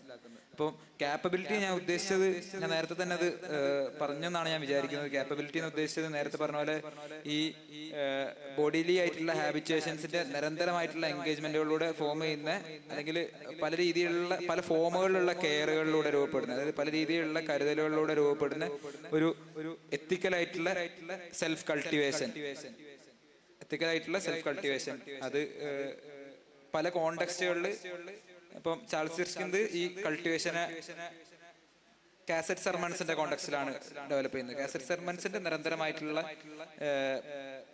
ഹിയറിങ്, ലിസണിങ്, എങ്ങനെ ഒരു വ്യക്തിയെ കുറച്ചുകൂടി ബെറ്റർ ആയിട്ടുള്ള മുസ്ലിം ആക്കാൻ അല്ലെങ്കിൽ കുറച്ചുകൂടി ബെറ്റർ ആയിട്ടുള്ള ഒരു എത്തിക്കൽ സബ്ജക്റ്റ് ആക്കാൻ സഹായിക്കുന്നു എന്നുള്ള രീതിയിൽ. അത് അമീർ മേറിലേക്ക് എത്തുന്ന ഈ ക്വസ്റ്റ്യൻ നേരെ വേറെ രീതിക്കാണ്, എൻ്റെ അണ്ടർസ്റ്റാൻഡിങ് വളരെ ലിമിറ്റഡ് ആണ്, വേറെ രീതിയിലേക്ക് മാറുന്നത്. അത് ഡ്രീംസിനെ കുറിച്ചുള്ള ക്വസ്റ്റ്യൻ വരുമ്പം ഈ പറഞ്ഞുള്ള ഒരു എത്തിക്കൽ സെൽഫ് കൾട്ടിവേഷൻ എന്നുള്ള രീതിയിൽ മാറിയിട്ട് ആ സബ്ജക്റ്റിന്റെ പുറത്തൊരു ഡ്രീംസ് നമുക്ക് എസ്കേപ്പ് ചെയ്യാൻ പറ്റുന്ന ഒരു സാധനമല്ല. അപ്പോ ആ സബ്ജക്റ്റിന്റെ പുറത്തൊരു എന്താ പറയാ ഒരു ഇമ്പോസ്ഡ് അപ്പോൺ സബ്ജക്റ്റ് ആയിട്ട് ഒരു പർട്ടിക്കുലർ ആയിട്ടുള്ള സാധനം ഇമ്പോസ്ഡ് അപ്പോൺ ആയിട്ട് വരുമ്പോൾ എങ്ങനെ ആ സബ്ജക്ട് അതുമായിട്ട് നെഗോഷിയേറ്റ് ചെയ്യുന്നു എന്നുള്ള ക്വസ്റ്റ്യൻ വരുന്നു. അപ്പൊ ഇത്തരത്തിൽ വളരെ ഡൈവേഴ്സ് ആയിട്ടാണ് റിലീജിയസ്, എസെൻഷ്യലി പറഞ്ഞു കഴിഞ്ഞാൽ റിലീജിയസ് സബ്ജക്ട് ഫോർമേഷൻസ്, എക്സൈറ്റിംഗ് ആയിട്ടുള്ള സബ്ജക്ട് ഫോർമേഷൻസ് ആണ് റിലീജിയന്റെ ഉള്ളിൽ നടക്കുന്നത്. അതിനെ പല രീതിയിലുള്ള മെത്തേഡുകളിലൂടെ, ഇപ്പൊ ഡ്രീം ഒരു മെത്തേഡാണ് അതിനെ ഇൻവെസ്റ്റിഗേറ്റ് ചെയ്യാൻ, ലിസണിങ് ഹിയറിങ് വേറൊരു മെത്തേഡാണ് അതിനെ ഇൻവെസ്റ്റിഗേറ്റ് ചെയ്യാൻ, സൗണ്ട് ഇൻ ജനറൽ. അതുപോലെ തന്നെ നേരത്തെ പറഞ്ഞ പോലെ ഈ കളക്റ്റീവ് ആയിട്ടുള്ള റിലീജിയസ് പ്രാക്ടീസുകൾ സബാ മഹ്മൂദിന്റെ കോണ്ടെക്സ്റ്റിലാണെങ്കിൽ അത് ഒരു മെത്തേഡാണ് ഈ പറഞ്ഞിട്ടുള്ള ഈ സബ്ജക്ട് ഫോർമേഷനെ എലൂസിഡേറ്റ് ചെയ്യാൻ.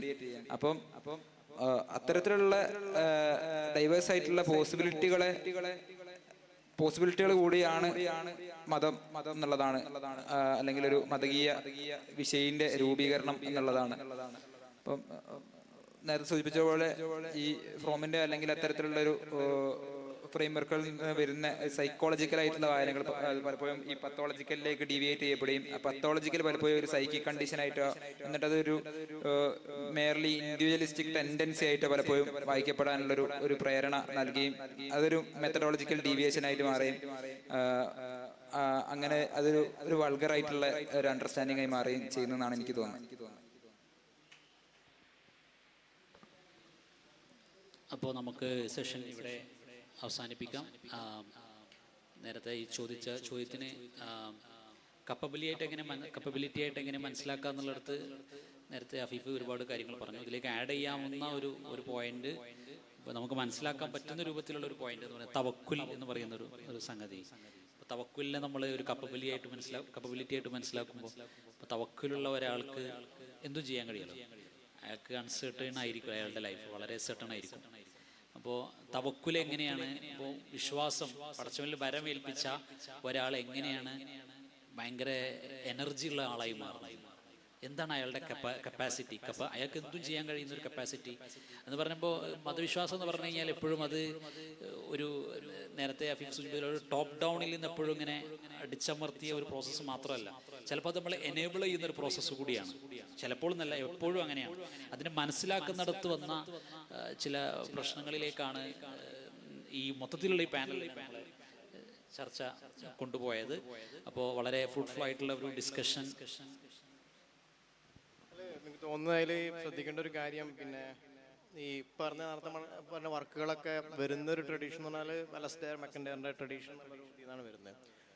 അപ്പം ഞാൻ മനസ്സിലാക്കിയിടത്തോളം മക്കൻഡയർ പറയുന്ന പ്രധാനപ്പെട്ട ഒരു കാര്യം, നമ്മളൊരു വേർച്ചിനെ കുറിച്ച് കാപ്പബിലിറ്റി ചോദിക്കുകയാണെങ്കിൽ അതൊരു യൂണിവേഴ്സൽ റീസൺഡയോ അല്ലെങ്കിൽ ഒരു ഹിസ്റ്ററി വിത്ത് ക്യാപിറ്റൽ എച്ച് എന്നുള്ളൊരു പെർസ്പെക്റ്റീവിൽ നിന്നല്ലാതെ what kind of person I want to be എന്നുള്ളൊരു പ്രിയർ ക്വസ്റ്റ്യൻ അവിടെ ഉണ്ട്, ഏത് ട്രഡീഷൻ ആണെങ്കിലും. അപ്പം അതിൽ കോണ്ടെക്സ്റ്റിലാണ് നമ്മൾ കാപ്പബിലിറ്റി എന്നുള്ളത്.